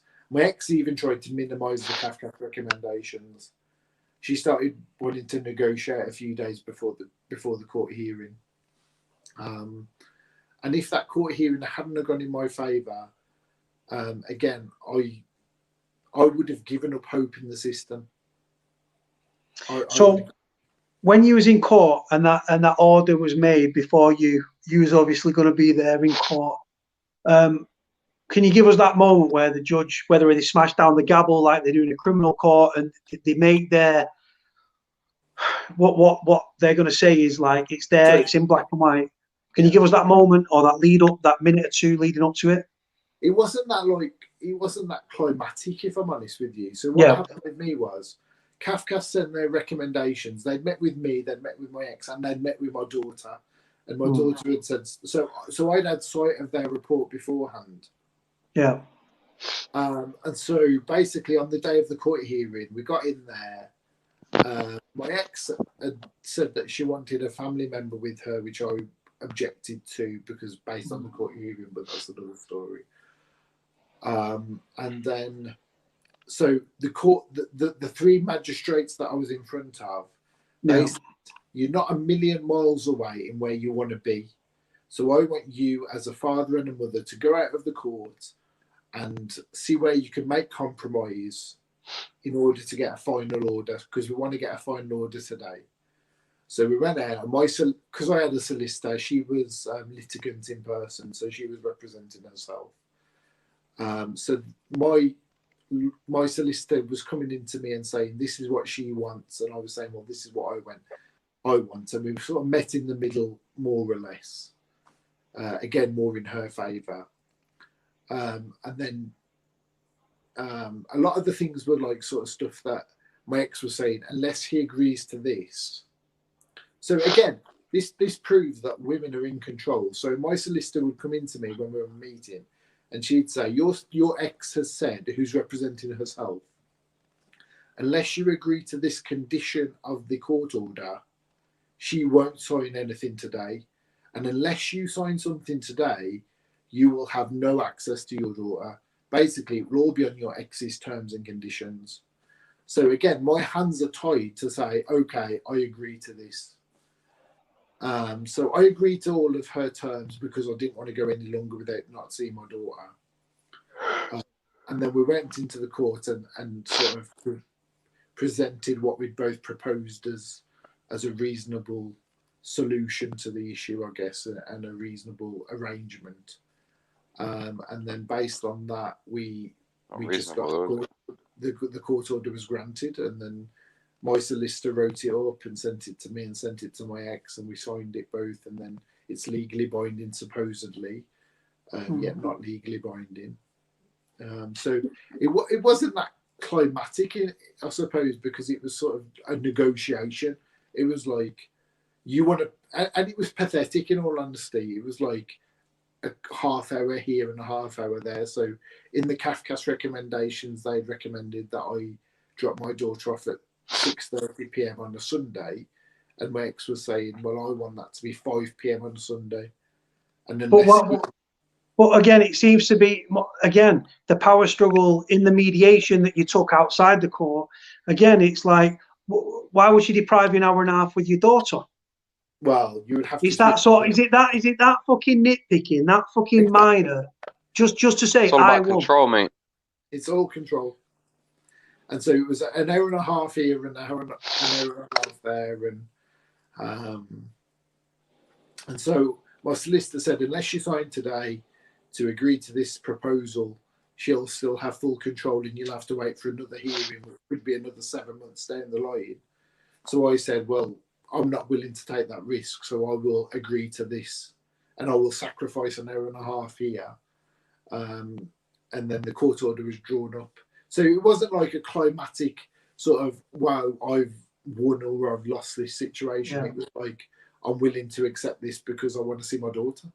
And it was so after the order was granted and everything like that, like you said, it was, like you said, a hollow victory in the sense that you didn't want to drag it out longer and lose more time with your daughter. But like, so what was that first, how long after the order was granted did you actually get to see and hug and collect your daughter? Oh, so it was like, I think it was not the following weekend. I think we met on the Thursday. So it was the following weekend after that. And it was amazing. And it was, I can't describe to you how, and it sounds pathetic in a way, but I got to see my daughter. I picked her up from school on the Friday, and I dropped her off at 5 o'clock. And because I'd only seen her for this, like, such a limited time in between the hearings, it felt like I'd spent 6 weeks with her, just 2 days, and it was like amazing. But then it hits you again, because then I dropped my daughter home back to her mom. And then I went home and walked into her bedroom, and then I broke down in tears because, like, her shoes are there and the toys are there, and it's like, it's that sort of sense of grief again. You feel like you're losing your daughter over and over again, and it's difficult to describe, and it's difficult to empathise with someone unless you've been in that situation. It must have been emotional. Sorry, brother, go on, Andy. I was just going to say, I understand that. It's like, because I asked for every other weekend, and then I asked for a night on the third or fourth weekend, and, you know, a couple of hours after work, somebody said that I was being unrealistic, and I'm like, hang on a minute. Even if I have every weekend, that's, you know, eight days out of the month. You know, and mom gets all the other days, you know, and if you got to wait every other weekend, that's every 2 weeks you don't get to see your kid for. You know, and I think that one night on the other week is perfectly acceptable.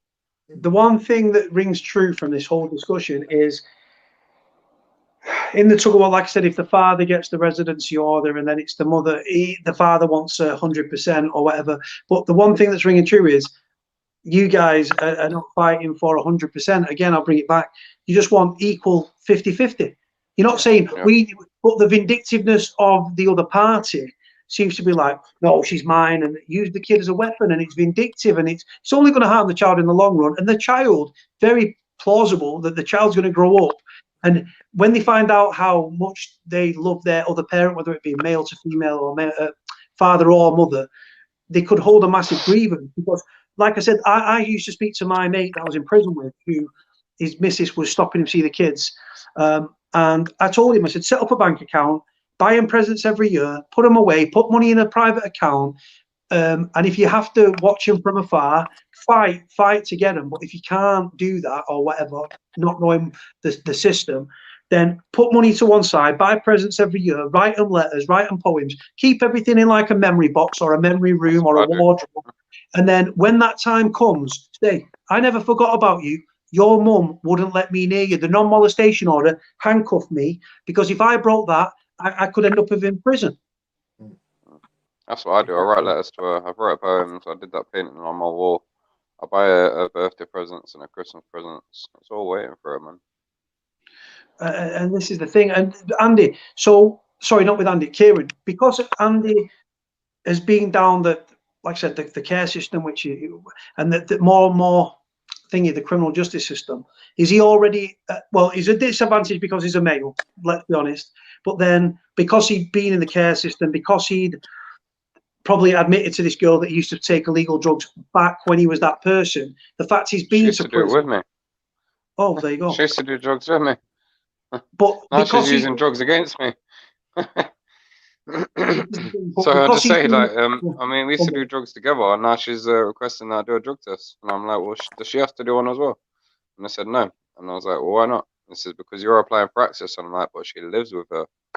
She's going to have her 90% of the time. Why does she have to do a drug test? But it's straight away, Andy's at a disadvantage because he's a male. And then the fact he's been in prison, surely that's going to play some part. It shouldn't do. Because people can change the spots. But surely that could be, oh, well, hang on, well, he's been in prison, and there's this sort of media narrative that all people that have been to prison are scumbags, they're violent, dangerous offenders, and that's not always the case. No. I can only give the perspective that, I mean, like I said, I was squeaky clean, for want of a better expression. I was squeaky clean, never been in a police station, never been in a police cell, nothing. Absolutely nothing. Got a good career, and it took me 7 months. So for someone in Andy's position, I mean, I like to think that I'm supporting Andy through his scenario and trying to help him as much as possible to fight the system, because the system is the issue. But for someone in that situation, you're fighting a losing battle. You're jumping over hurdles. You're knocking down obstacles left, right, and centre. Because anything they can use against you, they will use against you. And the problem is, going back to the issue of equality, is that the minute that a woman calls domestic violence, whether rightly or wrongly, whether truly or falsely, they're going to qualify for legal aid. So they're going to have a solicitor for free. So Andy's ex has got a solicitor for free because she's got free legal aid. Where Andy, he's fighting his battle on his own because he doesn't qualify for legal aid. He doesn't qualify. So he's fighting against the system like tenfold, because she's got some legal representative on the side who's in it for the money. So that solicitor is going to be getting thousands of pounds off the government to fight his ex's case. And then make it last as long as possible. And they'll make it last as long as possible. So it's a losing battle. It's a losing battle from the start, brother. And you just got to. I don't know. The system needs massive reform, and like I said earlier, I don't have. We're going to make it change anyway. But I will fight to my death to see that change, because it's not right the way the system is set up. Yes, so digging the responsibility. Go on, Andy. Sorry. So yes, we have parental responsibility, both on the birth certificate.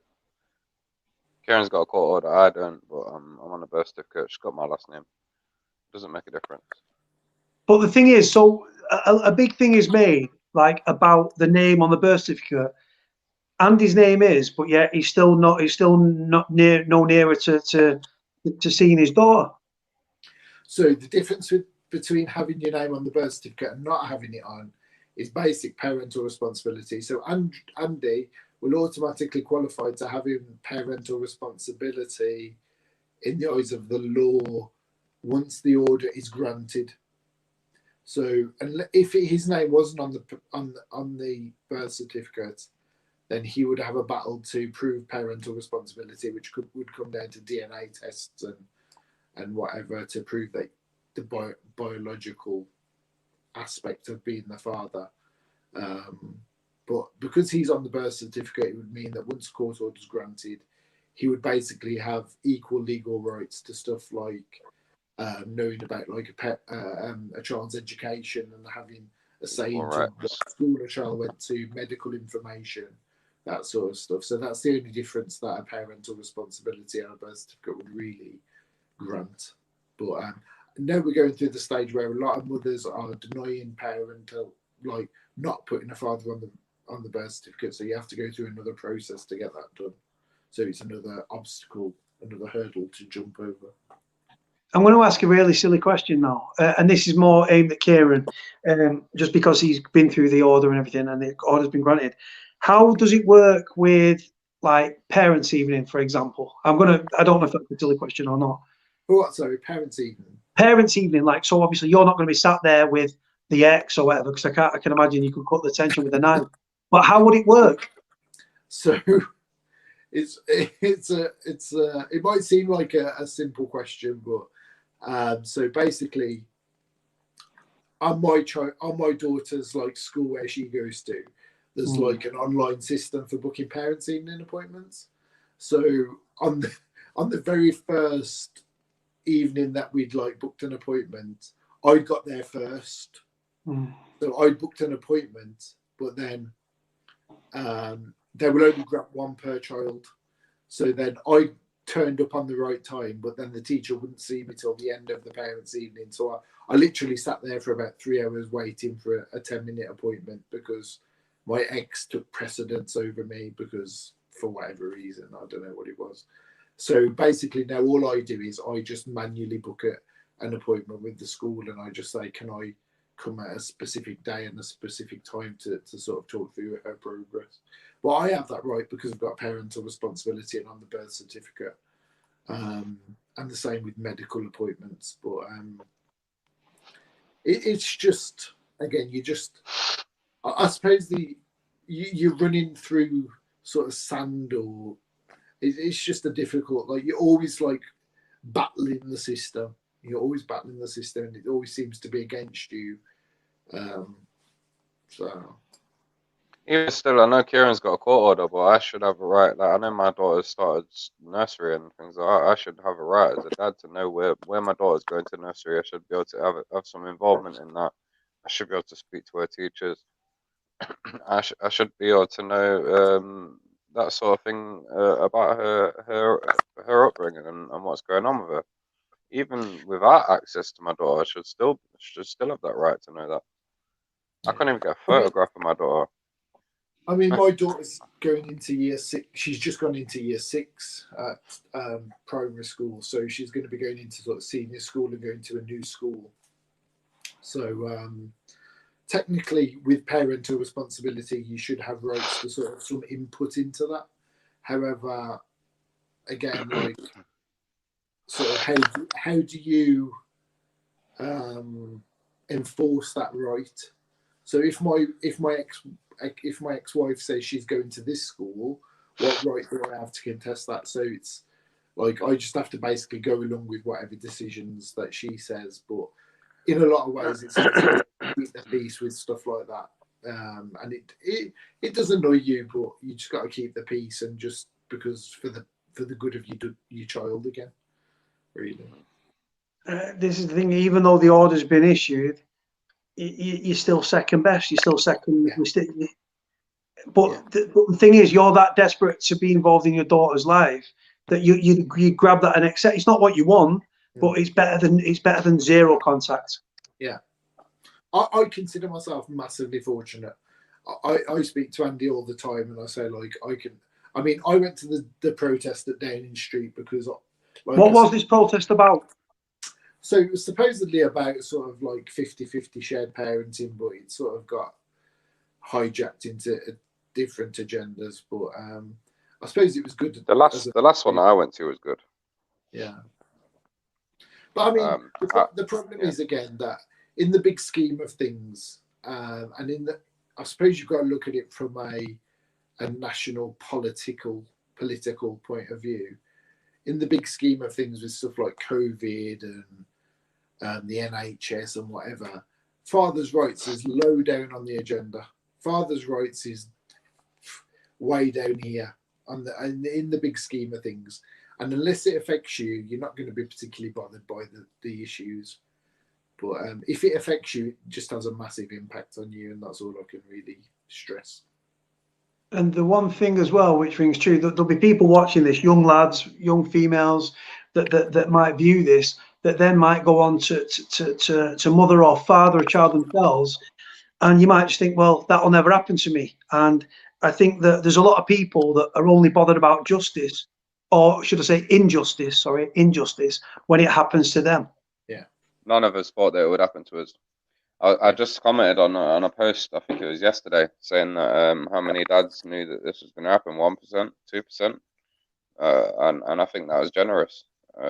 Not one of us knew that what they were capable of, or what the system would allow, or what would happen. You know, I fully went into my first court hearing full of hope, and I walked out of there crying my eyes out. I actually broke down in front of the judge when they turned around to me and told her I couldn't see that with my daughter. You know, and I lost all faith in the system from that day.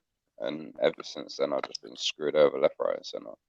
Not one dad realises that they're going to go through this, but I guarantee it can happen to anyone. I think that when you're in this situation as well, like Andy will probably back me up on this, that it becomes all consuming. It's all you think about 24/7. You wake up in a panic. You wake up in distress. It affects every aspect of your life. And until you're in it again, like you can't sort of empathize with someone who's been through it. Like I can never imagine what it's like to be in prison because I've never been there. But you two guys can like relate to each other with that because you've both been in that situation, and that's cool. And like Cody, with all due respect, you'll never relate to this to the fullest extent because me and Andy are in this, and it's one of those that. But it is honestly all-consuming, and it takes over every aspect of your life. And you think about it 24/7, and you're looking at information 24/7 about it, and it's debilitating. I had to leave my job because of it. It's debilitating. I had to leave my last job because of it, because I couldn't stop. I was just constantly on my phone. I couldn't give it 100%. I couldn't concentrate on anything. And I just had to take time off. I'm still not back in work now, and it's not because I can't get work, it's because I can't concentrate. All I can think about is getting my little girl back. Yeah. And the thing is, then that will have impacted your mental health as well, Andy, like you alluded to, and it's just a slippery slope. And like I said, at the end of the day, just like actual wars, there's no winner in the end. There's only losers, and not in the loser sense, but by the effect that it's going to have on the child. And these mothers and these fathers, if the roles are reversed, that deprive the other parent of seeing their child.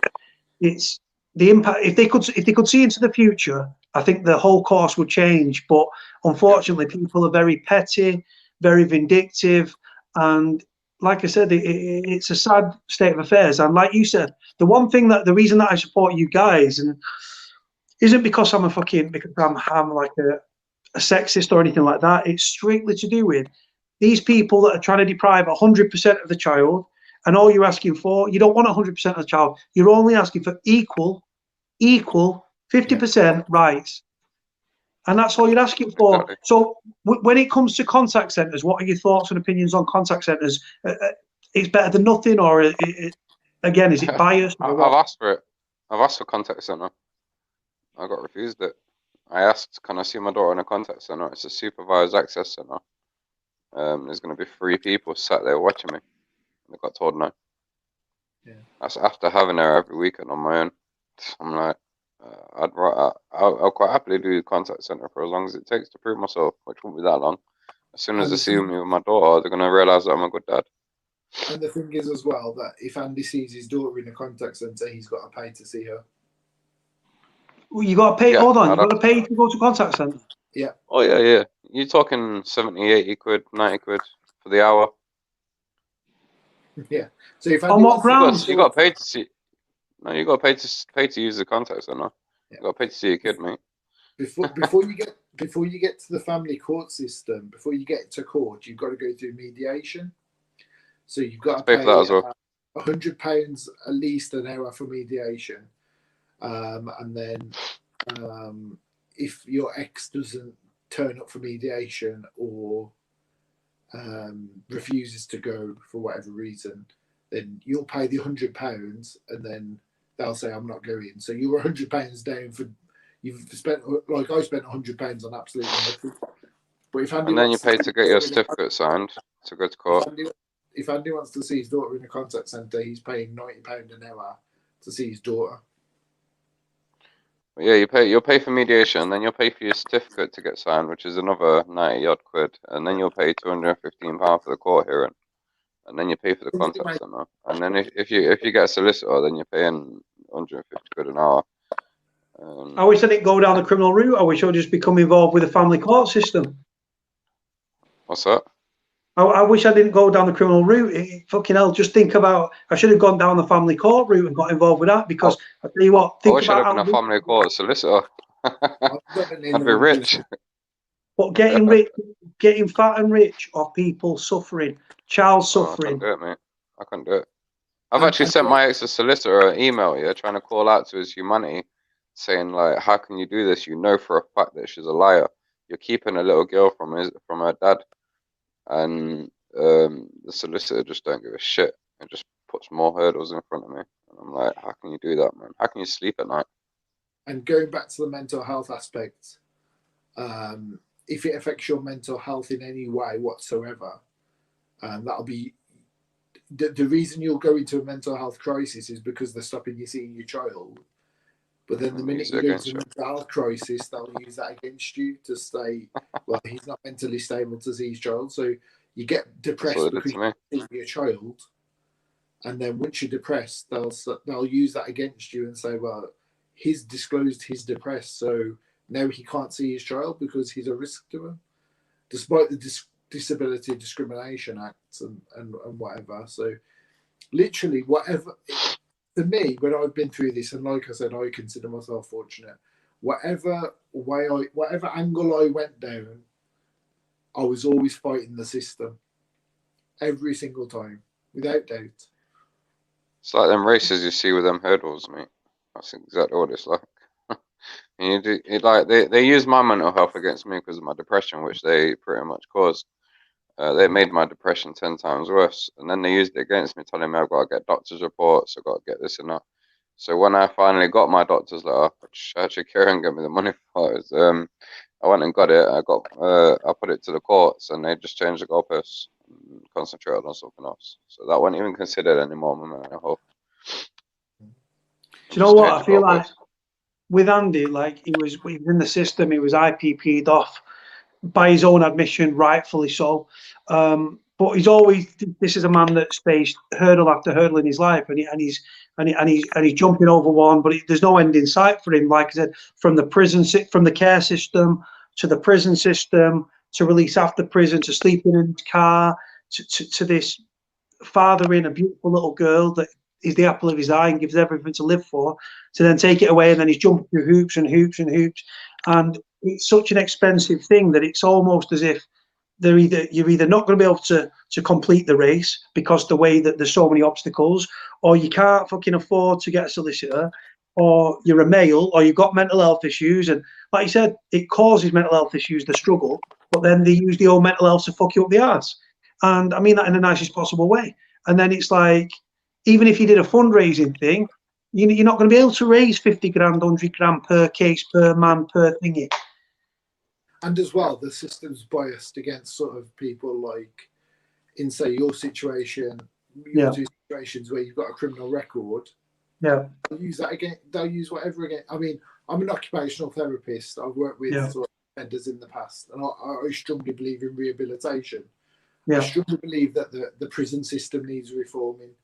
I mean, I've only sort of had a glance of it compared to you guys, but I strongly believe that what Andy was saying about earlier in his interview, before I even joined the conversation about sort of the courses and doing that educational approach, is a much better productive, a much more productive way of dealing with people in prison, rather than like the sort of the current system of just locking people up and throw away the key, that sort of mentality. But the fact is that, I mean, look at Andy. I mean, you've seen his artwork. He's turned his life around. He's a talented guy. He's an honest guy. I mean, we've had some good conversations, and he's a genuine guy. He's rehabilitated from the prison system. He wants to turn his life around. He doesn't want to go back to prison. He doesn't want to return to a life of criminality, the way you've turned your life around, and you've got your really positive YouTube account that helps people. So people can change the spots. People can reform. People can rehabilitate. But the system is very judgmental, and that's a massive issue. And I guess you guys face that in all sorts of areas of life, with employment and mental health. I don't care. Mental health, and I'm a big advocate for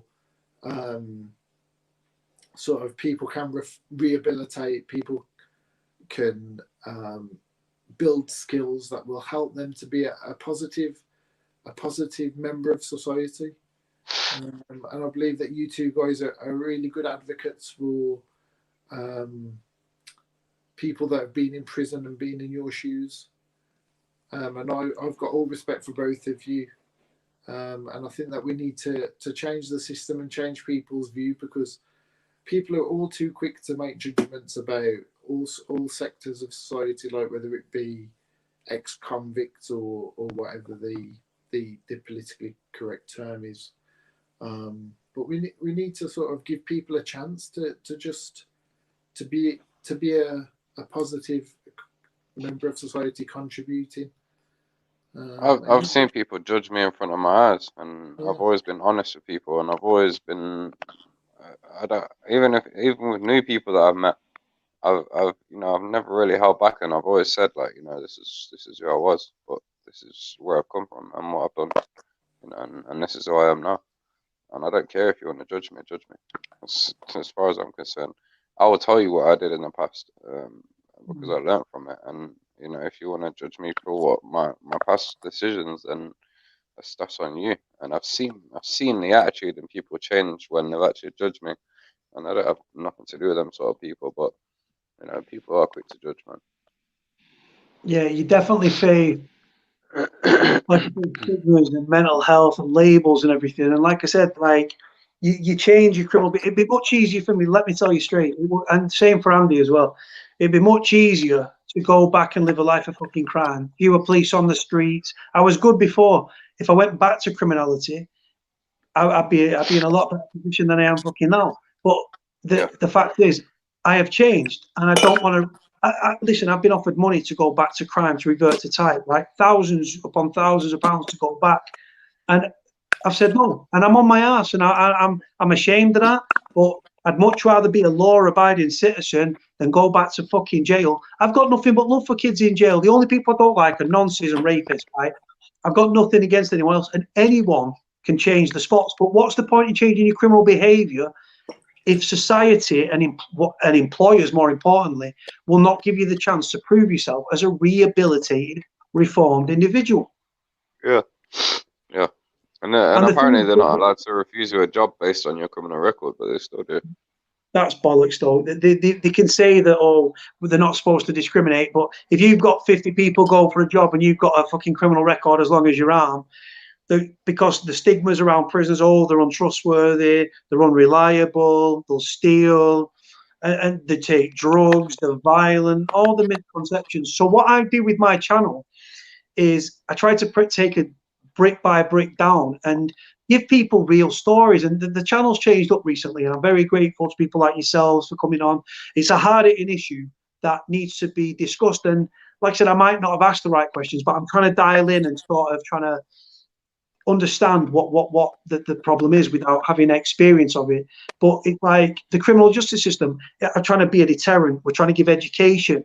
We're trying to deter. We're trying to break the fucking media narrative of everyone that goes to prison is a scumbag, because it's bollocks. If you're raised in a violent house and a violent home, right, and you become violent, even though you can't 100% say, oh, that's because I was violent, but by becoming a product of the environment, was you an offender or was you first a victim? Right, and you can't say being a bad person and blame it on bad things that have happened. But were they contributing factors? You bet your fucking life they was.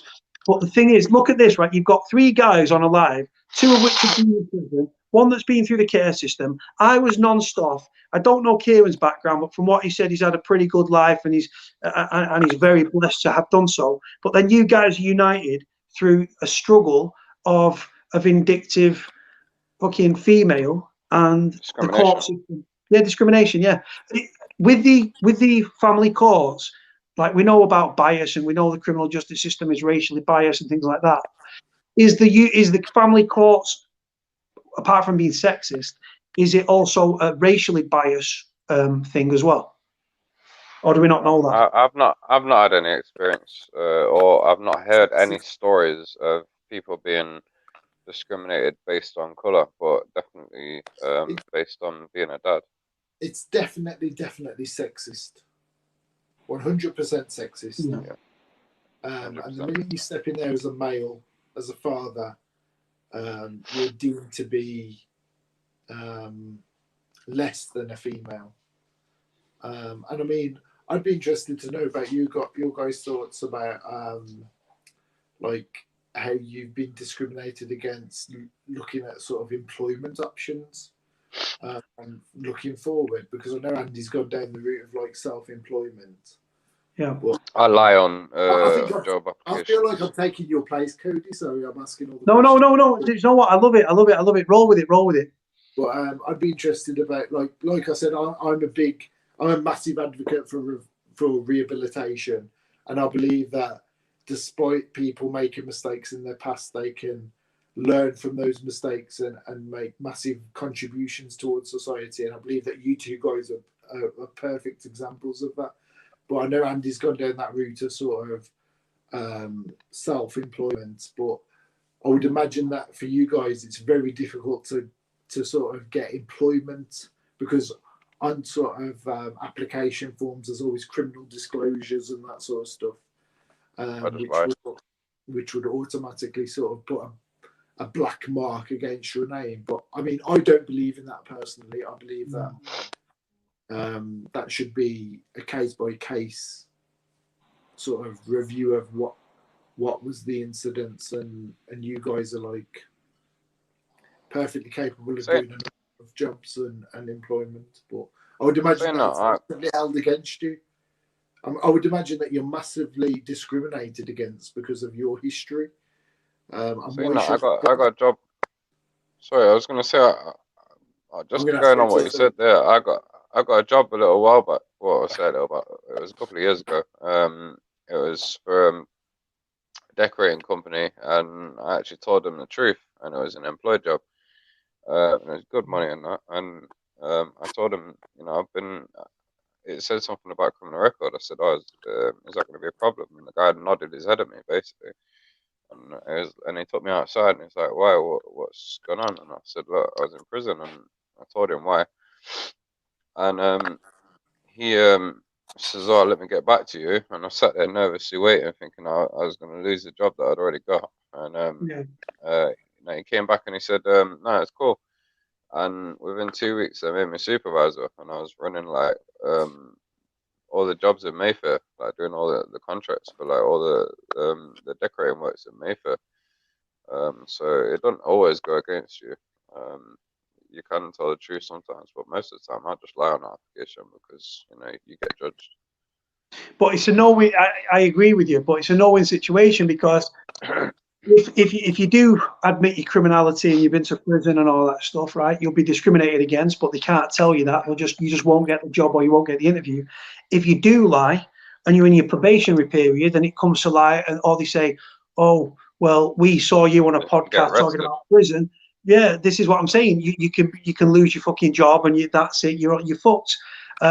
It's a no-win situation. It really, really is. But like, when I left jail, right, I went for a cleaning job, right? I've been cleaning in jail and all that bullshit. And I went for a job as a cleaner at a fucking gym up at Media City where all the Coronation Street's filmed, all the big TV things are up there and all that bullshit. And I literally didn't get the job. What's that? Bernardo Studios, is it? Yeah, man, it's up at Media City and all the programs are made, a lot of programs are made there, Coronation Street there. And I went for a job and I didn't get the job. Cleaning, bro, a cleaning job. I cleaned in prison and I was like, yeah, sweet. And he was like, nah, and then someone else got it. And I thought, well, that's me then. I just thought, it's as if the system wanted me to go back to crime, but I refuse. And I'm on my ass and my channel keeps me going, brother. And bro, some days I wake up and I wish I was dead. I wake up other days, I want to end the fucking world. I wake up other days and I'm just like, I'm level-headed. It's just so fucking up and down. And people are slapping labels on me with mental health and things like that. Oh, we think you've got this. I think you've got this. I think you've got ADHD. I think you've got this. And people are slapping labels on me. But the thing is, like I said, people can judge me. If I wanted to hear from an arsehole, I would fucking fart. Like, your opinion counts nothing. Like, if it's somebody that I respect, then I'll take their opinion on.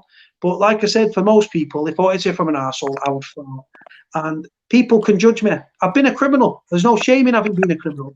Judge me how I am now. Don't judge me on my past. I come forward. The only way I look back is to see how far I fucking come. Sorry, guys. Get passionate. Can I ask you a question? Go on. So, like, I feel like Kieron was built for this. Go on. So, within like the prison system, you've obviously got like the screws. Yeah. Which I don't know if they're deemed to be the enemy or if that's the right expression, but they're like the screws are the screws, let's say. But then you've got like people like in my called screws for a reason, mate.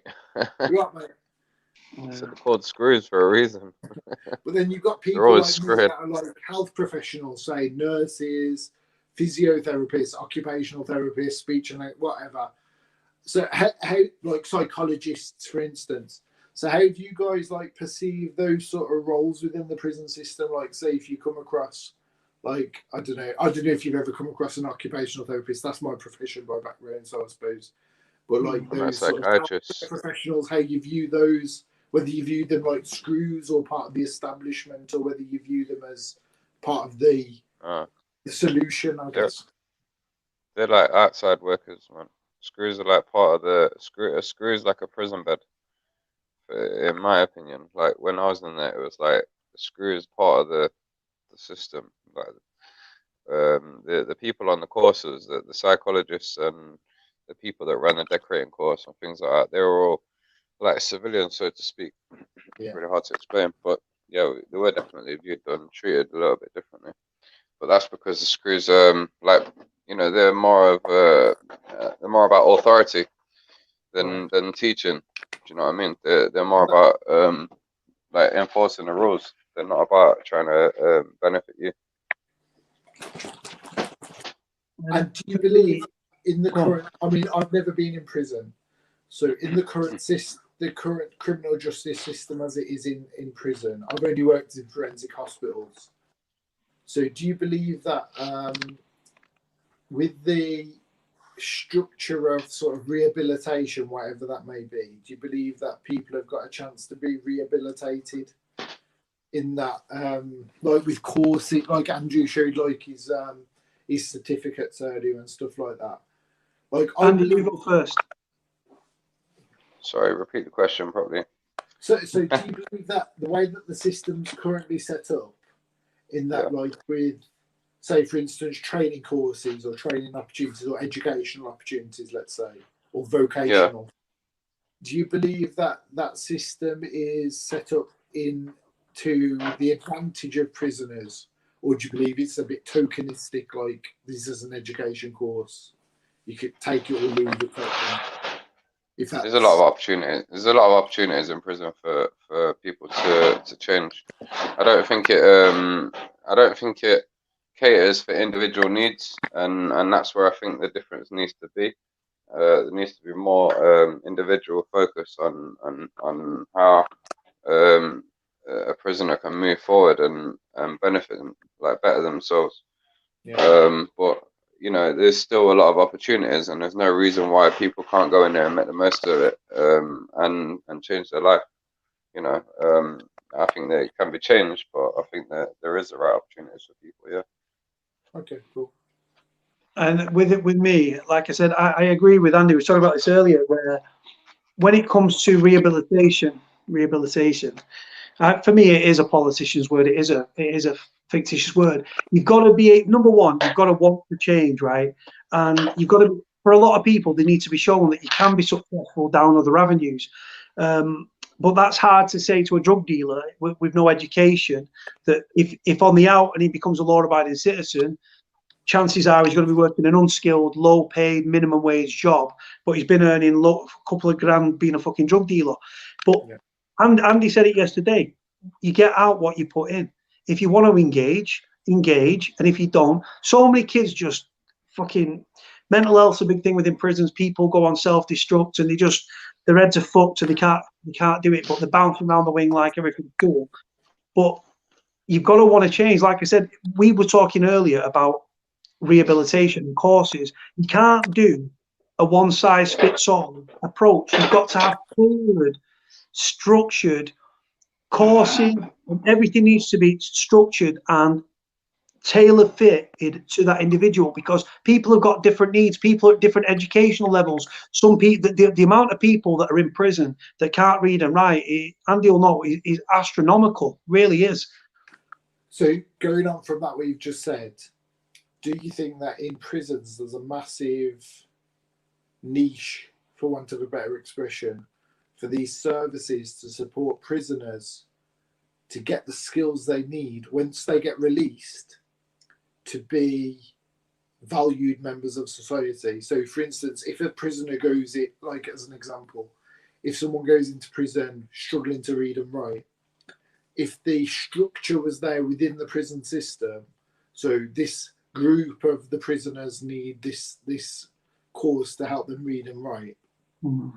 Do you believe if the prison system was reformed to do those sort of things that are prisoner focused, what the prisoner needs, that there'd be a much lower turnaround in reoffending once released? Yeah, I see what you're saying. So it's a very, very, very good question. The way the system's broken, and it continues to be broken. The prison system's never worked. It continues to fail prisoners, prison officers, prisoners' families, the taxpayer, consistently and across the board. Now, if you threw courses and tailor-made educational qualifications for people in the system, are they all going to rehabilitate overnight? Absolutely not.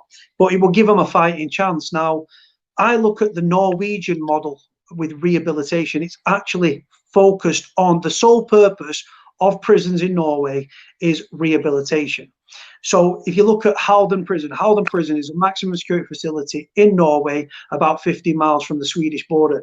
Now, you arrive at this prison, you're spoken to on a first name basis. The amenities are top drawer. It's not about being soft on crime, it's about being smart on crime. And they have car workshops there, there's a music studio, everything you could ever really want to get out of a prison is there at this prison. And it's about re-engaging disenfranchised individuals. And where in the UK it costs £40,000 per annum to house somebody in prison, approximately, in the Norwegian prison system, it's £120,000, which is 3 times more than here. And 120 grand on prisoners, are you mad? But that pays dividends when they've got the lowest reoffending rates anywhere in the world at about approximately 30%. And like I said, if that's the way that you're running your prisons, where the UK system actually creates more victims. Prison creates more problems for society. Now, people that are not in the know, that are law-abiding members, will think, well, lock them up and throw away the key and brutalise them, give them bread and water, don't give them a TV, don't let them have visits. I ask these people, is that conducive to rehabilitation? No. Does it act as a deterrent? No. Does it succeed in demoralising, desensitising, dehumanising, and making that person even more disenfranchised than when they entered? Yes. You come into contact with more criminals that might have. People think people in prison are stupid. People in prison are not stupid. They might have been caught for one offence. They might have got away with 100. So when you're in prison, you're mixing with fraudsters, gang members, people that have access to firearms, stolen credit cards. It can actually germinate the problem. It really, really can. So the way the system is, should it change? Should it be about rehabilitation? Yes. You can't both rehabilitate somebody and punish them at the same time. The punitive measure of prison, 1000%, is loss of liberty. Once we get over loss of liberty, we need to focus on the basics. The thing is, though, the way the system is currently, you can do all the courses that Andy's done and more, but then when you leave prison, you leave with £46. You don't get asked if you got somewhere to live.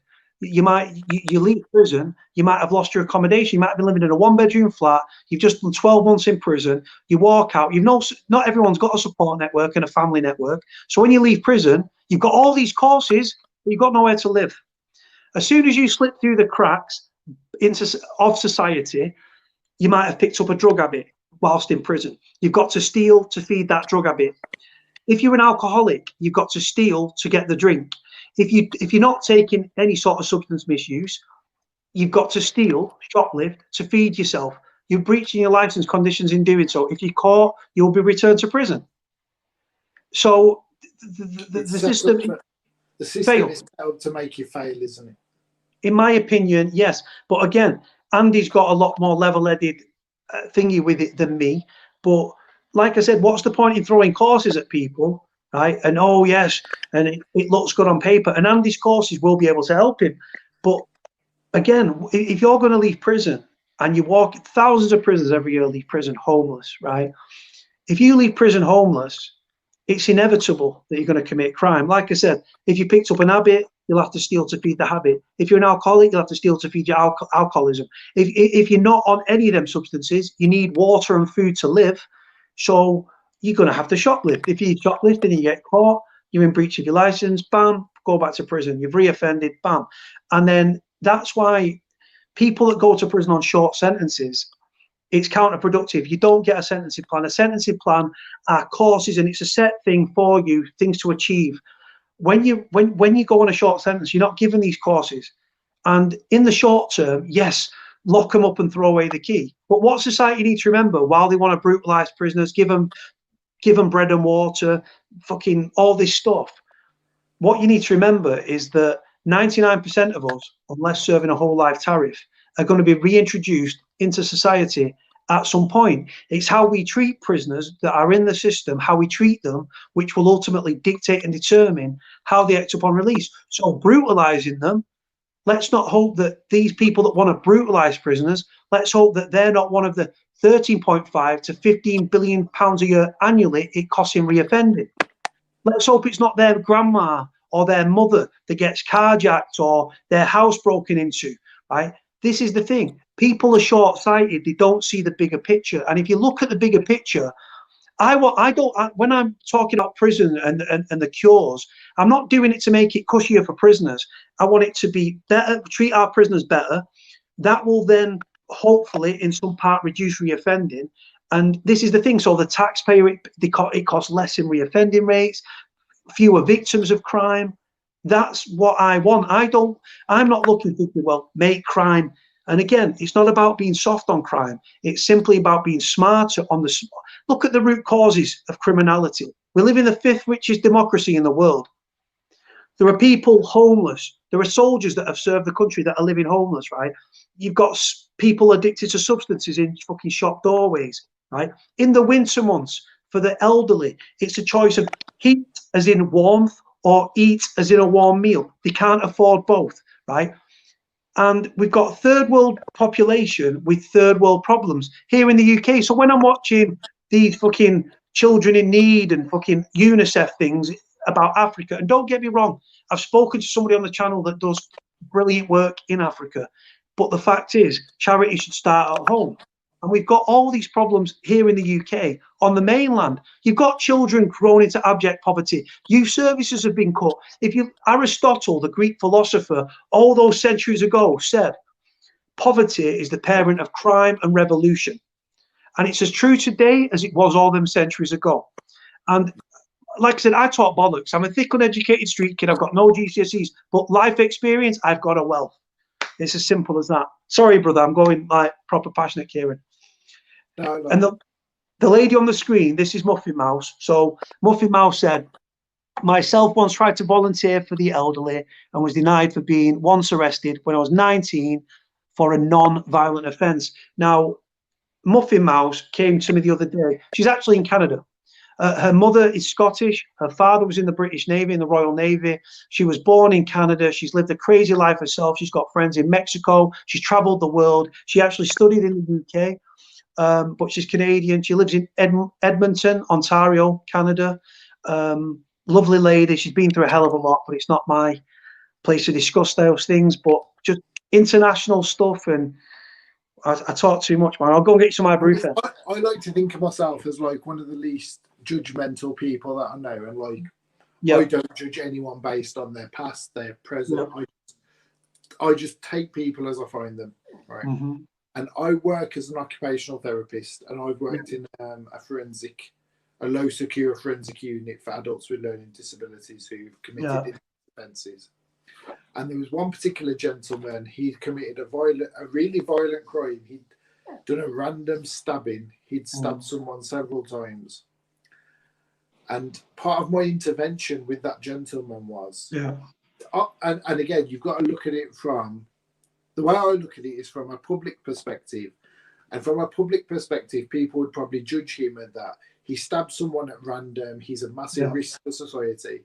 But I look at his case file and I see he did this offence. He was psychotic at the time. He was going through bereavement at the time. He'd held a job down for several years before this happened. So he's not that mentally unstable that he can't be trusted if he's in a good place mentally. And I got him into a placement at a place called Better. I won't give you the full title because it'll give away like where it was. It was basically a dementia charity for people with dementia. And I got this guy a placement where he was going in and making like cups of tea for people with dementia. And he absolutely thrived doing this placement. And he was in a public domain and he did absolutely brilliantly. And he went from doing 1 day a week to doing like 3 days a week when he was back in the community. And I think that he had a lot to offer society, but people would judge him based on his crime very quickly. People would look at him, they'd look at what he'd done, and they would say, this guy needs to be locked up indefinitely. But this guy, he was contributing to society. He was working at a dementia charity. He's worked there for like several years now with no incidents whatsoever.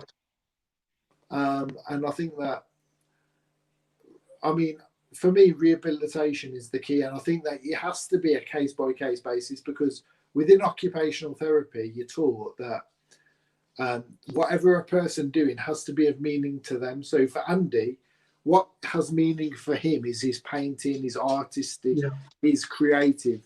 Whereas for you, it might be motivational speaking. And for someone else within a prison, it might be doing something very basic that might hold meaning for them. Doing like a cleaning task might be what drives them to improve as a person. And I'm all for that person-centered rehabilitation. And I think that I come across a lot of stigma of prisoners and a lot of lock them up and throw away the key type mentality. But you've just got to like judge each person. And so for some people, you do need to lock them up for life because they're a danger to society. That's the reality of it. If someone's a murderer and they've got psychotic tendencies and whatever, yeah, lock them away and not throw away the key, but they need to be locked away for their safety and for the public safety. But I believe for a large percentage, and I won't quote percentages because I don't know the actual figures, but I think for large percentages of offenders, you could give them the right course and they would be a valued member of society and they won't reoffend again.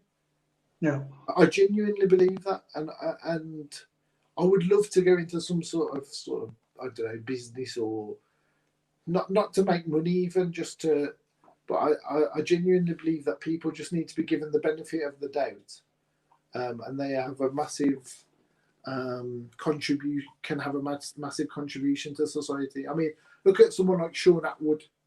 I mean, I went to see him at one of his like live talks, and like he was a big time drug dealer.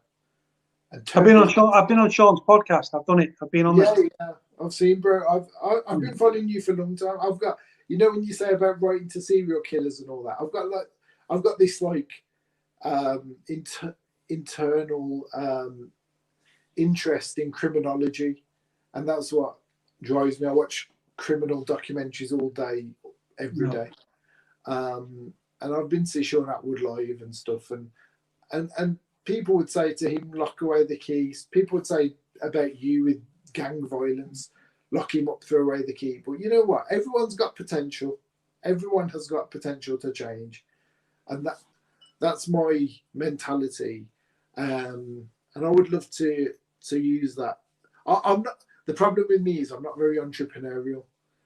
And I reckon I could make like a fairly big difference in certain sectors of society, but I'm not very entrepreneurial or confident, let's say, in certain aspects of life. This is the thing though, like with like this channel has just gone from, it was all prison, right? And now it's like, because I've done 1,400 videos about crime, prison, and all that stuff, right? And it's still very much about that, but like, it's just this when Andy like contacted me and then yourself, and then I've heard about this fathers equality thing, which is, like I said, it's the Facebook group, guys, check it out, and I'll put a link in the description. Like it was prison, it was the care system, because there's a direct correlation between the care system and the criminal justice system. They go hand in hand. I don't know the specifics with statistics. I'm not really a statistic guy. I'm more of a, if I'm doing a debate, I'll look at my figures and stuff like that. Oh, I think Andy's back. Yep, he's here. Here we go. There you go. Back in, Andy. Oh shit! I thought it was. I've been here for ages. Sorry, brother. You dipped off. There's only been us two on the screen, man. Yeah, I was there for ages, mate. I was listening. Yeah, man. I just like charge your battery and just have a chill and that. I was listening for ages. I've got much respect for you guys, and I think that that you're really good advocates for people that are leaving prison. I mean, like I said, I've never been in the criminal justice system, but if I had been, I can imagine that I would look at guys like you, and it would be quite inspirational in that you can turn your life around, you can have a future outside of crime, and you guys are doing well, man. You're doing good. You're doing good things. That's why I talk in schools and stuff like that, because I make quite a big impact to young people, and when I speak about what I've been through, and you know, when I did the gang work, I used to go around the schools in London, and we was working with one of the biggest gang projects in London, and we used to go to schools, and there was like highlighted gang members in there that were, you know, young kids and that. But you know, when I used to talk, it's like they're hearing somebody that's been through it and they listen. Whereas, you know, you get someone at a university that's got a degree and they're telling these kids that, you know, this isn't the way to go forward. They're not going to listen to you. But they listen to me because I've been there. 1,000,000%, brother. I remember going into Salford Uni for the first time, and I sat down with these two doctors of criminology, and I was like, look, I can't bring anything to you guys. It's all textbook. There's like, I said, I'm a thick, uneducated street kid. They said, Cody, let me stop you there. There's people that walk these halls with letters after the names that have got no life experience. You've got a lot of life experience. You've been there. Textbook and academia only gets you so far, and then it's life experience, and life experience trumps any academic qualifications. Yes, on paper you are clever and you are intelligent and you're good in your field or whatever that field may be, but it doesn't mean you know anything about life. And that planted a seed in my brain where I thought, you know what? I'm not a thick, uneducated street kid. And look at Andy. I could sit and listen to Andy's story for hours because it's something that I've been interested in. Yeah, well, yeah. Look, we're nearly rocking on for nearly 5 hours and 45 minutes. And even with this occupational therapy thing, Kieron, you'll have to excuse me. I don't actually know what it is, so I'd like you to explain. It sounds like a counsellor or something, or what? IQ. Like a shrink, I think. So occupational therapy is. I went to 4 years at university to do this, and that's not a boast, but it is what it is. A lot of it is very common sense, and I don't believe that 4 years at university is needed to do this because it is very common sense. So basically, the principle and the philosophy behind occupational therapy is that as humans, we are occupational beings, so we need to be doing things, whether it's stuff that we want to do or whether it's stuff that we need to do in order to have a meaning in life. And the stuff that we do impacts on our health and our well-being. So, and it's a massive, massive broad subject because it's like 4 years at university to study this. Well, I can work as an occupational therapist, for instance, in an acute hospital where grannies have fallen over and broken their hip. And for that, I will need to provide equipment to potentially like help them to do the things that they need to do. So they might need to make themselves a cup of tea. So I will provide them with equipment like a trolley to help them to carry their cup of tea through from the kitchen to the living room. Or I can work in a forensic setting where it's more vocational. So it's, okay, you've committed this crime. You've got this black mark against your name. What do you want to do?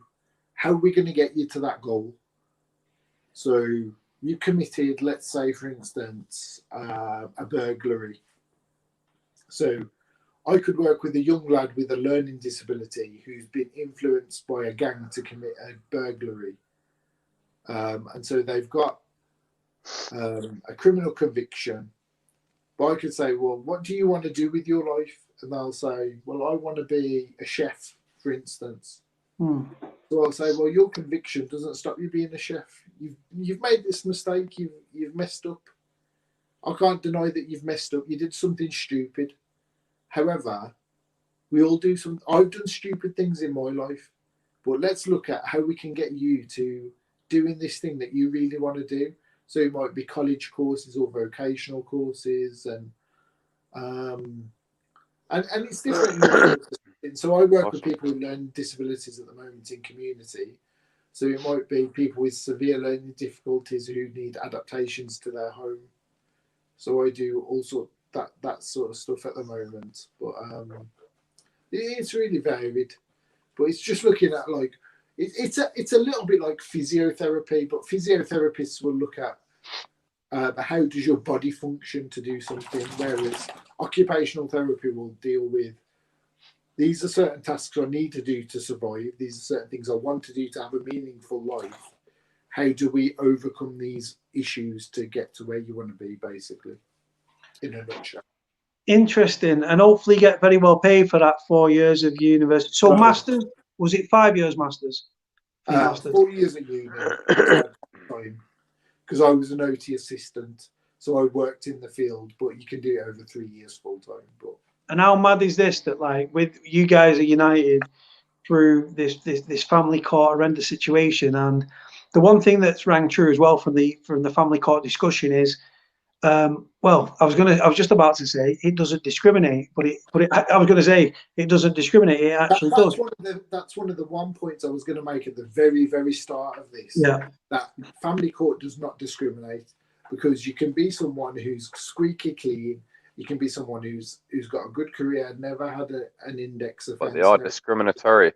Or you can have a criminal offence this long and it will still affect you in exactly the same way. Yeah. And like I said to you before, I'm not judgmental. I don't judge anyone based on what decisions they've made in the past. What is important to me is what someone has in mind for their future, how they want to change. And if they want to change and they've got that mindset that they want to change, then let's look at how can we change this situation with family court. How can we change this situation? The situation's shit at the moment, but let's see how we can make changes to that to reform it. So guys in the future don't have to with criminality. Let's look at how can someone who's committed an index offence, what led them to that? How can we change their future? Forget the past. They've made that decision. It's too late to worry about that. How can we change their future? Let's look forward rather than looking backwards and judging people. Yeah. Andy's been yawning for about 2 hours now, bless him. You're not sleeping, bro. I can't even imagine you sleeping, bro, with what's going on and everything. And then I had about 3.5 hours last night. Yeah. I don't know how you can do that, bro. I popped sleepers last night. I fight sleep, man, but then because I've got to I try not to become reliant on my medication. But then last night I took 2, and yeah, they fucking just helped me sleep. But then I've got some weird fucking person that I don't know who they are saying, "Thanks for this morning, Cody." I'm like, mate, what the fuck? Like putting kisses and shit. I'm single. Didn't wake up till like 3 o'clock. That's it, bro. I'm single. I ain't seeing anybody, right? And the thing is, I don't normally get that. I normally get, if I don't take my medication, probably between 2 to 3 hours a night. But then I'm running on empty, and then my focus isn't there, and I become agitated, and then my hypervigilance plays up, and this fucking CPTSD bullshit. But the thing is, life is cruel, man, and life's fucking hard. And like I said, but whatever sick fuck think that it's beneficial to their child to stop the other parent seeing the kid. It needs the fucking heads testing, in my opinion. So what's the role of fathers' rights? How do you guys help each other? Is it advice? Is it like pointing people in the right direction? Is it people that have been through the system educating others that are going through the system? All of that. It's a real mixed bag at the moment. We're fairly new. So we set up a few weeks ago, really. We were both in various groups, and we met each other at Downing Street. But the main aim is that equality issue, in that why should fathers be discriminated against at will? It shouldn't be the case. So we set up with that idea of 50-50 should be the assumed starting point. Yeah. And we basically a group of guys that are in various stages of the process. So for instance, myself, I've been through the process in 2014, still coming across obstacles now, even 6 years later. Andy's going through the process. Some men that are joining the group are just at the very beginning of making application to court. Yeah, we're just like a support network, really, of guys who've been through the court system, going through the court system. We offer advice, we offer support. We don't want any men to kill themselves because they can't cope, so we're a sounding board. If you want to vent, then vent. It's better for you to vent with us than think that you've got to hold everything inside. It's very much an open forum. We've got a banter group as well, because you need a sense of humour to go through these issues. So we have a good banter between us, and we support each other. Banter group as well.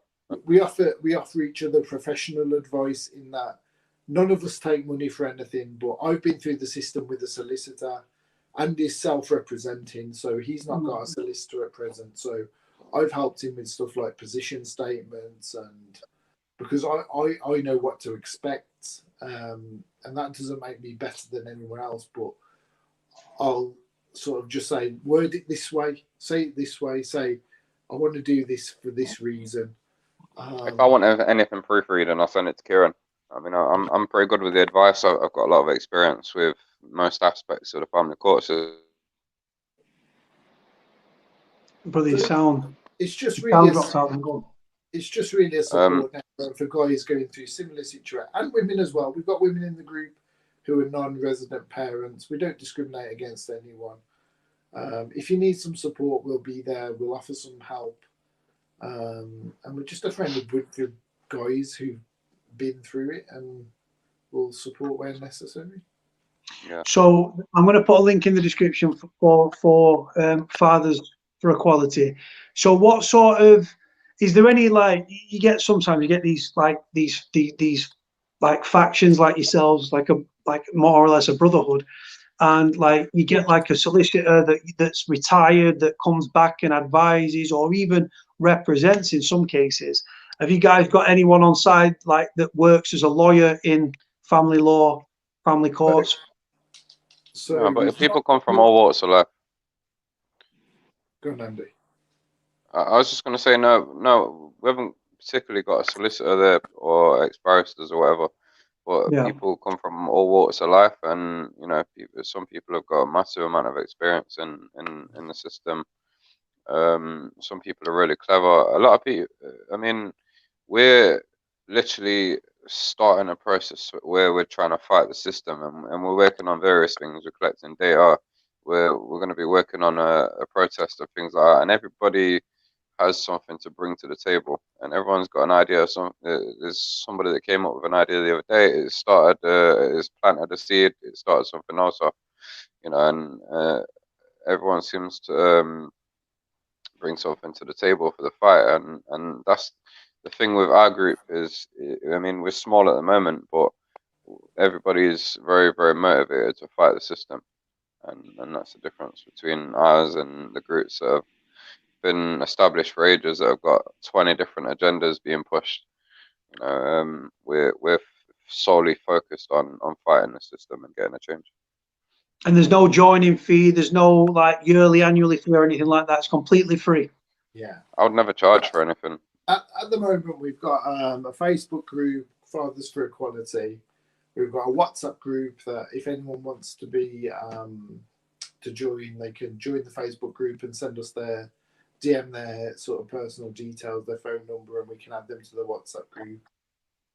Like Andy said, we're in the early stages. We want to make some. We want to be big. We want to make some real change to the system, because otherwise we won't be doing it. If you don't think you're going to make any real change, you may as well give up now. But we think that we've got the potential to make some real changes to the system.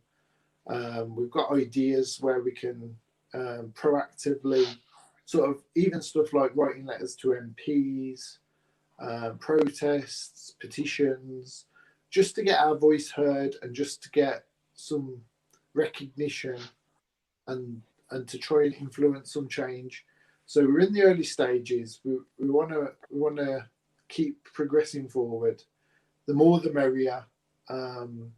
Anyone who's willing to fight this fight, we'd welcome you. And I can just say that the system's broken. We want to change it, and if you want to be part of that change, we're going to try our damnedest to stand up for our rights and the rights of our children. So exactly. So, like with when Fathers for Justice, for example, they used to do PR stunts. They do a protest, and it was getting eyes on the subject matter, which was obviously their fight. They seem to have gone down the route of trying to benefit financially, which as soon as you do that, for me, it muddies the waters, and are they doing it for the right reasons in that instance? Do you support their movement, or do you think it's become more of a financial money-making exercise of fathers suffering? I'm trying to distance myself as much as I can. What's that? I'm trying to distance myself as much as I can from Fathers for Justice. Yeah. Just because of the stigma that they develop. That's why.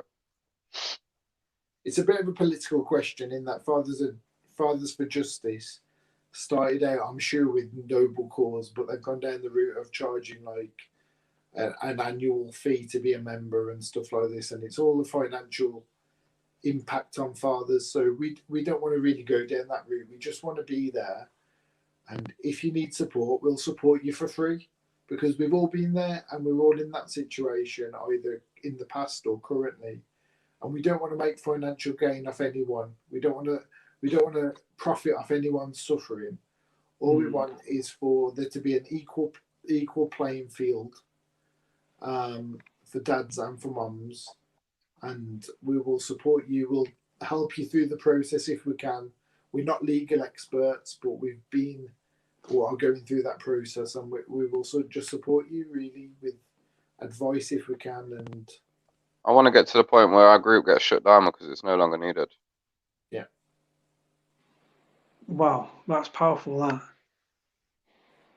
So you guys are going for a full overhaul, like from the, not just like if unity and everything like that, but like I said, the end aim is, from what you've just said, is to completely overhaul the system, or at least get the discussion on the table. I want the system restructuring. Yeah. At the moment, what we need is we need coverage, and we don't care how we get that, and we're not at all using your channel to get that. No. But we need people to just be aware of what's happening. We just need people to be aware and made aware, and we will, like I said, we'll fight without want or gain. We don't want money. We don't want anything. We just want it to be an equal playing field. We want dads not to have to fight to see their kids. We want kids not to have to suffer not seeing their fathers.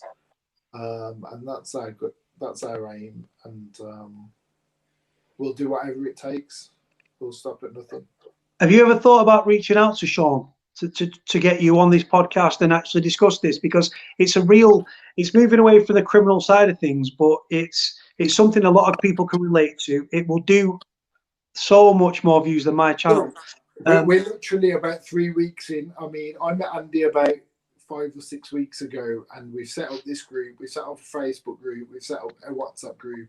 In a few weeks, this is in the early stages, and any coverage that we can get, any leverage we can have, we will make advantage. We reached out to you, and we're really grateful for you having us on here to discuss. Certainly, thank you. No, man. Listen, see, this is the thing with the channel thing. Like, I'm grateful because, like I say, the care system and prison, what Andy was talking about, they go hand in hand. Like I said, there were a high percentage that grow up in care that end up in the system, right? Then this thing is something you guys have educated me. I'm not going to pretend that I know the ins and outs, because I simply don't. But I've been through this like 50-50 thing with my mum and my stepdad, where we used to get drops off at the hotel and all this stuff and picked up. So I've been through that, and I grew up without a dad. And to be honest with you, and this is going to sound bizarre because I support what you guys are doing, but I'm genuinely glad that I didn't have my real dad in my life, because I believe that it would have caused me far more problems, because my dad's a scumbag, where you guys are obviously good dads and fought for your kids and are continuing to fight. My worry is, with, like Andy alluded to earlier, is 6 suicide attempts in the last, I think he said 12 months, because of what's been brought on by the stress and de-stress of his case and not being able to see his child. And I support him fully. He's such an articulate guy. He's a very skilled artist, and he's reformed as well. So the past is the past. The family court should judge him how he is now. But like I said, you're in this unjust, biased, sexist fucking war, where you're guilty until you can prove your innocence. Yeah. And I think we're going to wrap up in a few minutes. Go on. I think that it's a massive issue that's underlying within society that we don't get any recognition for. Like I said to you before, approximately 10% of male suicides. I mean, suicide in males between certain ages is the biggest cause of death, and a massive percentage of that is because of this specific issue of being denied access to your children. And what we need is, we need to get the BBC, we need to get Sky News, we need people in this. Yeah, we'll get them. We're starting with an acorn, and we're trying to get some coverage, and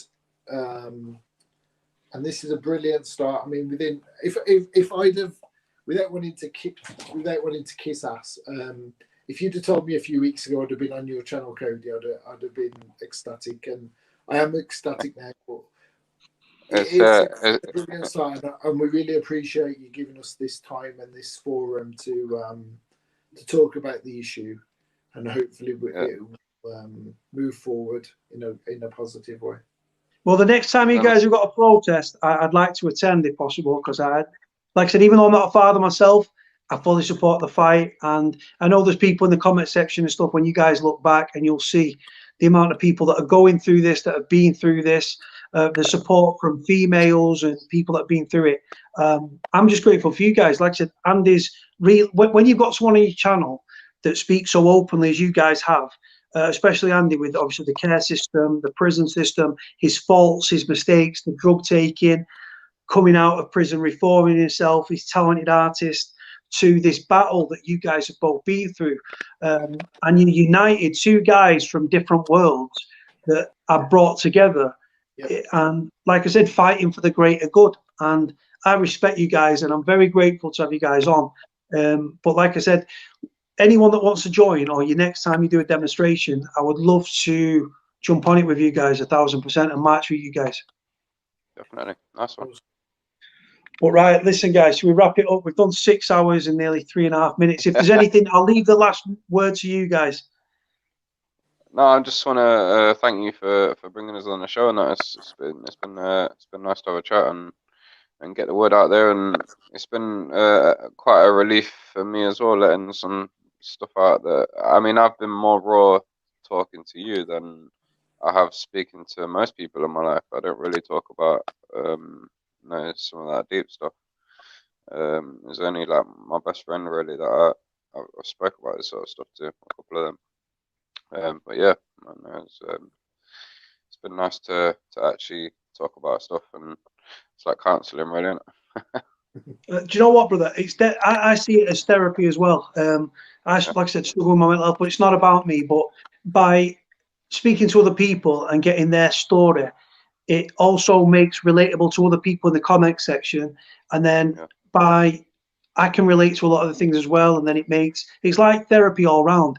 But when you bare your soul in such a way, I've had people crying on the channel talking about being a drug addict for 10 years and losing the family members, and the family turned the back on them. And you grew up in the care system, and I've lived in about 70 odd places since the age of 12. And even Kieran, from a different world to us, but again, it resonates with him as well, and the struggle with the family courts and everything. So Andy, your artistic Facebook page is Artistic Builds. Yeah, that's my business page. And my artwork's on my own profile on Andy J Ward. That's on my artwork. Andy J Ward. And then moving on to, so can I just ask you, so with this banner that I'm going to pop on the screen, is it the number 4 as opposed to 4? No, it's 4. We just put 4. Yeah. So anybody who wants to join us, Fathers for Equality, like the word 4.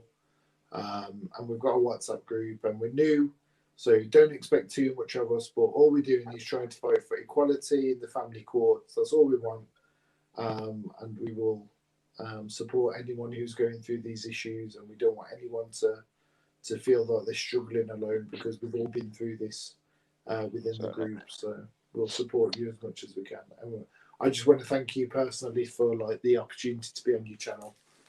Do you know what? I feel awkward when people say that, because for me it's like, see, when I'm talking and stuff like that, I should pay more attention to the comments, but when I'm talking to somebody, I don't want to be being disrespectful and rude and be like on my other phone and blah blah blah. Like last night, the issues that I had with Andy last night was fucking with 100% at my end, but I didn't know what the faults were. Like the audio was looping 3 times, and then a fucking paedophile sting popped up, and then I popped myself out of my own chat like an idiot, and then I popped back in.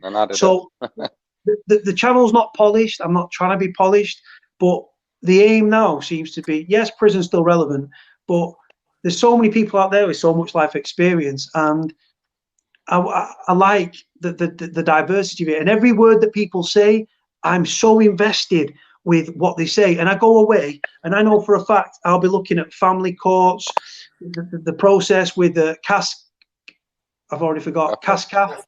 Cascas, yeah, Cascas, things like that. But like I said, that people are going through it, real people going through real problems, and like I said, the children are being punished. You think you're punishing the father, but you're actually punishing the father, but you're also doing untold damage, which will come out in later years to a young child that's an innocent, that's complete innocent. And on that note, guys, I'll leave the last word. Anything else? Facebook pages? No, that's it. Thank you. Right, guys, listen. We've done this. I think this is my longest one, 6 hours and 7 minutes. I've literally not moved off the where Andy moves about and stuff. Right, I've literally been sat in the same fucking chair. Still, mate. Oh, bro, my ass is fucking numb. I'm sat here. I'm like, but I'm grateful to you guys for being on. I'll put links in the description, guys. If you don't ever be naive and stupid enough to believe that this couldn't be you that ends up in a relationship. We're all growing up. People are fathering children at different ages. You could fall into this trap, and as crazy as it sounds, if you have a kid with somebody before they've even given birth, it's like you've got to get evidence just in case the worst happens, which is crazy. Yeah, well, of course. Right, listen. On that note, we'll need to go on. I'll let you guys finish. Kieran out. Kieran out. Andy out. See you later. Andy out. Right, guys. Thank you so much for being on the channel. 6 hours, nearly 10 minutes, and we